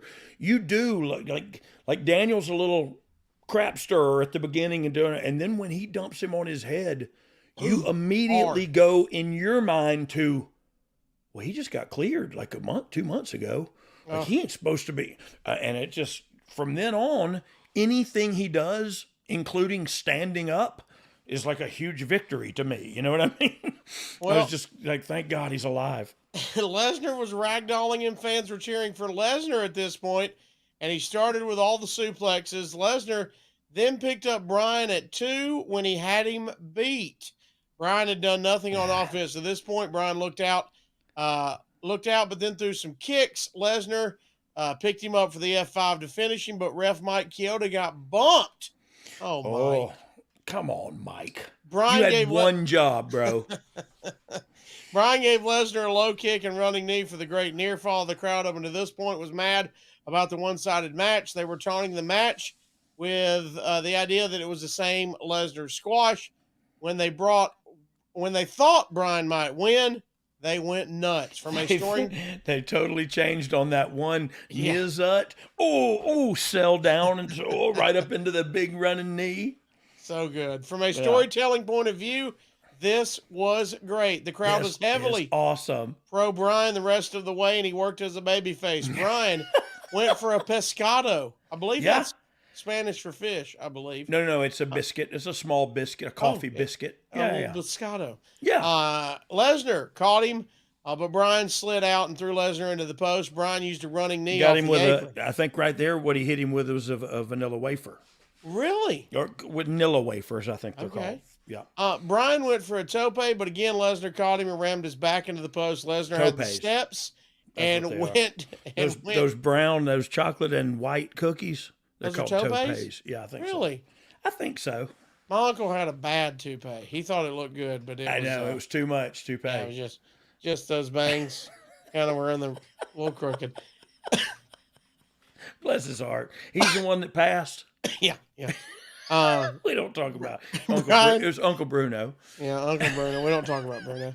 Bryan had another flying knee off the apron and another running knee, but Lesnar kicked out again. People thought this was the finish. This was the finish. The idea Lesnar had kicked out of his finish once and wouldn't so much later. Bryan used a chop block and wrapped Lesnar's leg around the post. Yes. Bryan used a missile drop kick, a running drop kick in the corner, and went for another, but Lesnar caught him for an F5. But the knee gave out. Bryan storytelling, bro. And also kept giving Lesnar a nasty crossface. Lesnar powered out and hit the F5 for the pin. 4.5 stars, man. We got multiple over 4-star matches. Yeah. So, and look, 61% you said earlier was thumbs up. So this was right, wrong, or indifferent. This was good wrestling all night long, and it doesn't matter who won. I mean, if you're going to go back and keep stats about a phony sport, okay, go ahead and do that. But your team didn't win. It's not real. Dog? It's not real. I'm still pissed about it. But it was. Think about it. Daniel Bryan came out of this like a stud. Charlotte came out of this like a woman possessed. And so the booking was all good for me on the other side, even with all the losses. I think the Observer says this. I think with hindsight, we can see that Vince McMahon feels that he shouldn't beat Lesnar with anyone until the person, whoever that is, needs the big win. Is that a fair assessment of how Vince views Brock in your mind, Dog? Yeah, for sure. And I don't think I think that's not a stretch. That's a legitimate thought process because you've seen Brock over the years. Who's going to take him down? And if it's going to be somebody, it's going to be somebody you're giving the carrot to. And so that was Roman. You know what I mean? that was Roman. Why do you think we didn't see more of these two together? They had a great match. Everything was great. It was, like you said, the storytelling was believable. They thought Daniel Bryan had a chance. They were so good, but we never saw any more of that. I think in a lot of people's mind, and this could not be everybody's thought process, but I think in a lot of people's mind, it was a novelty to a point because of the size difference and because of Brock Lesnar versus Daniel Bryan. Like I know, and you know that that's going to be awesome, and they're going to do some stuff. But I don't know if you know that because you know who they are or you've seen them have the match. But if you're looking to promote it from Vince McMahon's standpoint, like he's going to promote Evel Knievel jumping the Grand Canyon. He's not going to do it jumping Murder Creek down here in Jay. You know what I mean? Right. Like and so you just make it as big as you can. And I don't think if you see it on the poster, Brock Lesnar should beat him every time if you're going to fight. Every time. Yeah. And so I think it was more of a situational booking. And look, I don't know, and especially after seeing the match, I don't know that I agree with that. I'm just saying that's what the picture is what's on the marquee. And right. And maybe David versus Goliath is a great story, but I don't know if it sells. You know what I mean? Especially if David doesn't win. When you look back on it, this really started a hot point for the WWE as we sit here 5 years later. Yeah. How proud are you of this and being involved in this kind of another hot point for the company? It's what we talked about earlier. So to being able to sit there in that hot seat and produce, direct, whatever you want to call it, kind of your fingerprints and your creative vision. And when I say creative vision, I'm not talking about who's going to beat who and what match they're going to be and what stipulation. I'm talking about vision of the television show, vision of how long the music should play before you cut it. And so it's a whole lot of stuff going on that you're in control of and you're kind of keeping going. And so when you do that and you're done with 3 hours and you go, holy crap, it's not like, oh, my guys didn't win a match. It was like, that was friggin' awesome. You know what I mean? Just like the fans chant it, we get in the car and go, holy crap, what about Charlotte beating the crap out of Ronda? You know what I mean? Like it's just like everybody else, except we knew it was going to happen, and we got to go tomorrow and figure out what to do after it. You know what I mean? Like that's the only difference. We're all fans. We all love this, and we're all trying to do the best we can. But it goes back to those guys booing Malik Willis on the Tennessee Titans. People just think they're better and smarter than everybody else, and that's we should get away from that. But we're not going to do that anytime soon. Dog, I got a fan question we're going to get to. It's a really good question. Okay. I know we're getting low on time, but I want to make sure I get in. But first, I want to tell everybody listening, if your business targets 25 to 50-year-old men, there's no better place to advertise than right here with us on Oh You Didn't Know. You've heard us do ads for some of the same companies for years. You know why? Because it works. They work. With our super targeted audience, there's very little waste. Go to advertisewithdogg.com. That's dog with 2 G's, of course. 2 G's. You can find out. Hey, and look, I'm friends with, remember, you can barely see it, but that's Shawn Michaels and Hunter. Like, I'm standing next to them.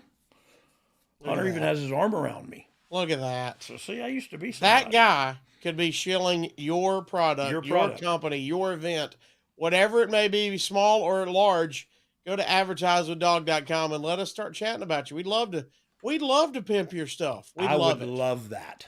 I would love to be a pimp. Dog. The Real Thick Shady sent us this question. I know him, and he's not even that heavy. You know what I mean? He said, when the story of brand supremacy is implemented for Survivor Series, do you think it would create even more excitement for the matches if there were stakes to win? Example, winning brand gets Royal Rumble advantages. What's your thoughts there? That's very interesting, but I just think you book yourself into a corner because things change. You know what I mean? It's getting the title out of the Royal Rumble match. Like, okay, that you can get there, and and if something happens to the dude, you could have somebody step up or whatever like it. But booking so far out with certainties, I feel like you just get in trouble that way. I love it. We always talked about, so it's just for brand supremacy. That seems lame. You know what I mean? But does it? Like if your team won, would you feel like pretty good about yourself? I don't know. So I just think I think it would be problematic in the long run, because you would write yourself into stuff that you wouldn't be able to fulfill due to injuries, due to last minute changes made. And look, I think things are changing for the better for as far as long-term storytelling goes. But in this fill content and work harder and work faster world that we live in now in this industry, you gotta get it while you can. I don't know what the question was. I lost my train of thought. You nailed it. Okay. It was whether it should have implications. Yeah, it's just on the Rumble. It would come back to bite you more times than it would work out. Before you leave here, like, subscribe, leave a 5-star rating on all platforms. Be sure to follow us on social media. He's at Brian R.D. James. I'm at the Casio Kid. You can follow us on the show, please, at You Didn't Know Pod. That's where you can interact with us there. And if you're on YouTube, like, subscribe, turn on notifications at youtube.com/DOGG. Yeah, we do a lot of YouTube exclusives, so you want to turn on your notifications for that. Here we go with the Thankful Minute. I don't know if I'm in it. Okay, so that was a preview. We like to preview our stuff coming up. That was like a little preview for what we're going to do here in a second. The Thankful Minute. I was like Maverick. I peed a little bit just then. Just then? Yeah, okay. It came in hot in my ears. That was the second show in a row we've had a bomb launched in the middle. Hey, at the end, I love that Dom said, "What the?" Yeah, he did it, and he still didn't do it. Yeah, he's mad at us for some reason. I'm booing him. Malik Willis, boo. Like, subscribe, leave a comment. If you're watching on YouTube right now, leave us a comment. Even if it's you guys suck. Yeah. I'm okay with that. Just put boo. No, then people think they hate us. Yeah, don't say that. Say you love us. Yeah, say I wish this pod would have went 4 hours. Say that. That's what I want. No, God, don't say that. No, we don't want it to, but they can comment. I'm sorry, it's gone 2, to be quite honest. It'll make us look like people want more. Oh, they want more of it. Yeah. Just a facade on social media. Say that and then say, "You sure got pretty lips, boy." All right, we do got a couple segments to get to. One of them's going to be that hot Thankful Minute before we get out of here. But first, we got to hit up Top Dog. That's where I throw out 3 sports entertainers. You tell me, are you a better sports entertainer than them? Are you ready, Dog? I am ready. Here we go. I feel like we might have done these, but we're going to try them. Okay. And see if your answers are different than they might be different this time. Number 1, are you a better sports entertainer than Bruiser Brody? Oh, God. I'm just going to say no and move on. First off, he's alive. He'd murder you. He would murderize me. Yeah, he would kill you if you said you were you know better. what? And what a great guy. Like, he was a big football player, like down there with Stan Hansen and all them, and they just got into the business and took over and ran Japan for a while. Did you ever have any interaction with him? None. Don't think I ever saw him a day in my life, but man, what a bad dude. I'm going to say no just because. Number 2, are you a better sports entertainer than Harley Race? God, no. Hey, you can't compare me to Harley Race. That's when I say, what the? Somebody go look. I think we did this when you said it was a tie last time. With Harley Race? I must have been looking for heat. I must have been trying to get heat on the internet. I must have been trying to get... Yeah, I must have tried to get heat on the interwebs. All right, here we go. So that's a no. That's a negatory. Okay, man, you're 0 for 2 here. I know I suck. Are you a better sports entertainer than Danhausen? Very evil. I'm glad he put this one in there because I did want to piss off the internet a little bit. Of course I'm better than him. Look, no, I'm not going to lie. I don't get it. I don't get what he's doing. I don't get what's going on. You should. I wish I did, but I don't. And so what? He's a fantastic guy. Great character. I know the kid. I met the kid. He's a great kid. Great. I have seen the character. I don't understand it, so maybe that's part of my issue. But can he wrestle? Like, that has to be part of the Yeah, criteria. He can go. He can go, yes. No, he can't go. Don't say that. Because that gives people that can go a bad name. Dog. He's not good at wrestling. Let's say that out loud and be okay with it. He's really good at the other stuff. Can I say that? Very nice, very evil. This is your segment. You're trying to drag me into the mud. I feel bad because I didn't mean to drag him into the mud because I did meet the kid. He's a good guy on an autograph session. Good, respectful kid. He has made something out of this character that is way more than I see in it. But that's because I'm old, out of date guy. You know what I mean? Like, I'm okay with that. I don't get his character. And so, but I am also smart enough to know that a lot of people do. And if I had him on my show, I'd have him in all kinds of backstages. I just wouldn't have him wrestle too much. Look, it's an opinion, which is all wrestling. Do you like a person or not? And second, especially on the sports entertainer part, we're not talking about in the ring going, 5 stars. Yeah. And so, but I do feel you gotta. Well, okay. Apparently not. I'm sorry. I take that back. You do not have to get more than 1 star to be good. I don't know. I had to say that to protect myself.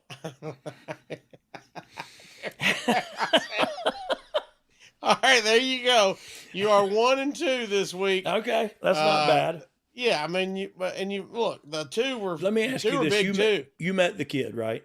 Yes. Could I take him in a real fight?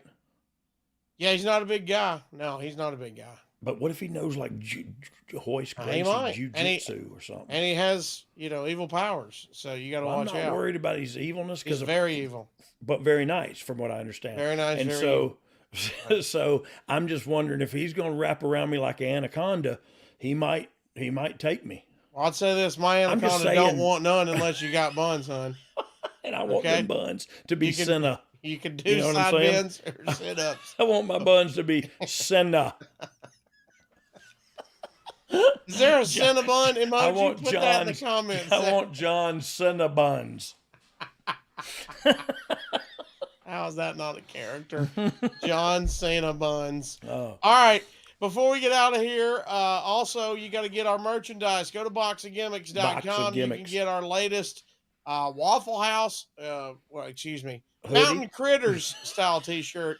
It's just random yellow block letters. We just pulled that out of thin air. I don't know what that behind it is. Right. If you are watching on YouTube, never mind the Waffle House menu behind it. No, that has nothing to do with it. But I will take an all-star with a waffle cook light, and I'd like that out first, like an appetizer, please. Really? Yeah. Okay. I like waffles, but I'll kick you in the nuts. I learned that from Jeff Jarrett, by the way. The waffle out first. Oh, like a good appetizer. Good appetizer, and then he'd drink that glass of milk. He was good to go. Then the steak and eggs come. Boy, my man can eat. He's an impressive eater, my friend. Before we get out of here, you've got a preview earlier. We have the Thankful Minute where we put 60 seconds on the clock. I probably say the same thing every time, but it's okay. That's what I'm thankful for. Who cares? Yeah, who cares? My show, I can be thankful for. We've heard complaints about this show. None of it's been about the Thankful Minute, so we're good. That's true. That's true. So here we go. Throw it up there yet again, Dom, and let's hear what you got to say, dog. Go. So loud. I don't know if I can speak over that. Now it's skipped to 45 seconds.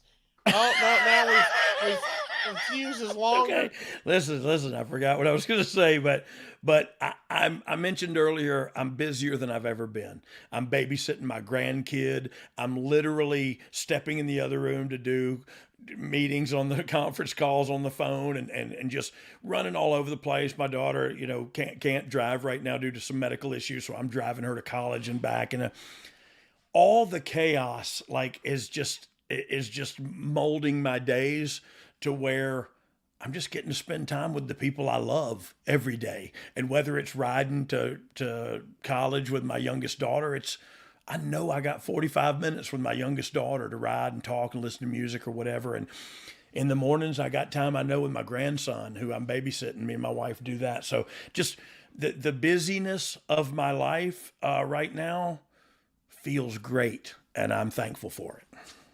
How about that? We got through that. Nicely done. Yeah, and I am, man. I'm so busy that I just want to friggin' sit down for a second. But it's when I look at what I'm busy doing, if I'm not thankful, I'm just being stupid. You know what I mean? I'm just being a hater of life.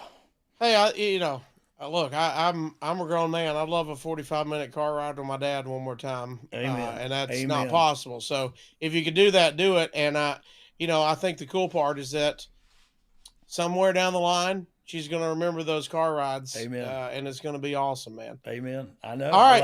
I love it. Everybody hit us up. Thanks for listening. Thanks for engaging with us every single time. Follow us all over social media. We're sorry we went this long. Like, literally, we're sorry. And I'm just talking to my wife. Thanks, everybody. We appreciate it. If you don't like us going over 2 hours, we got 2 words for you. Suck it. There he is.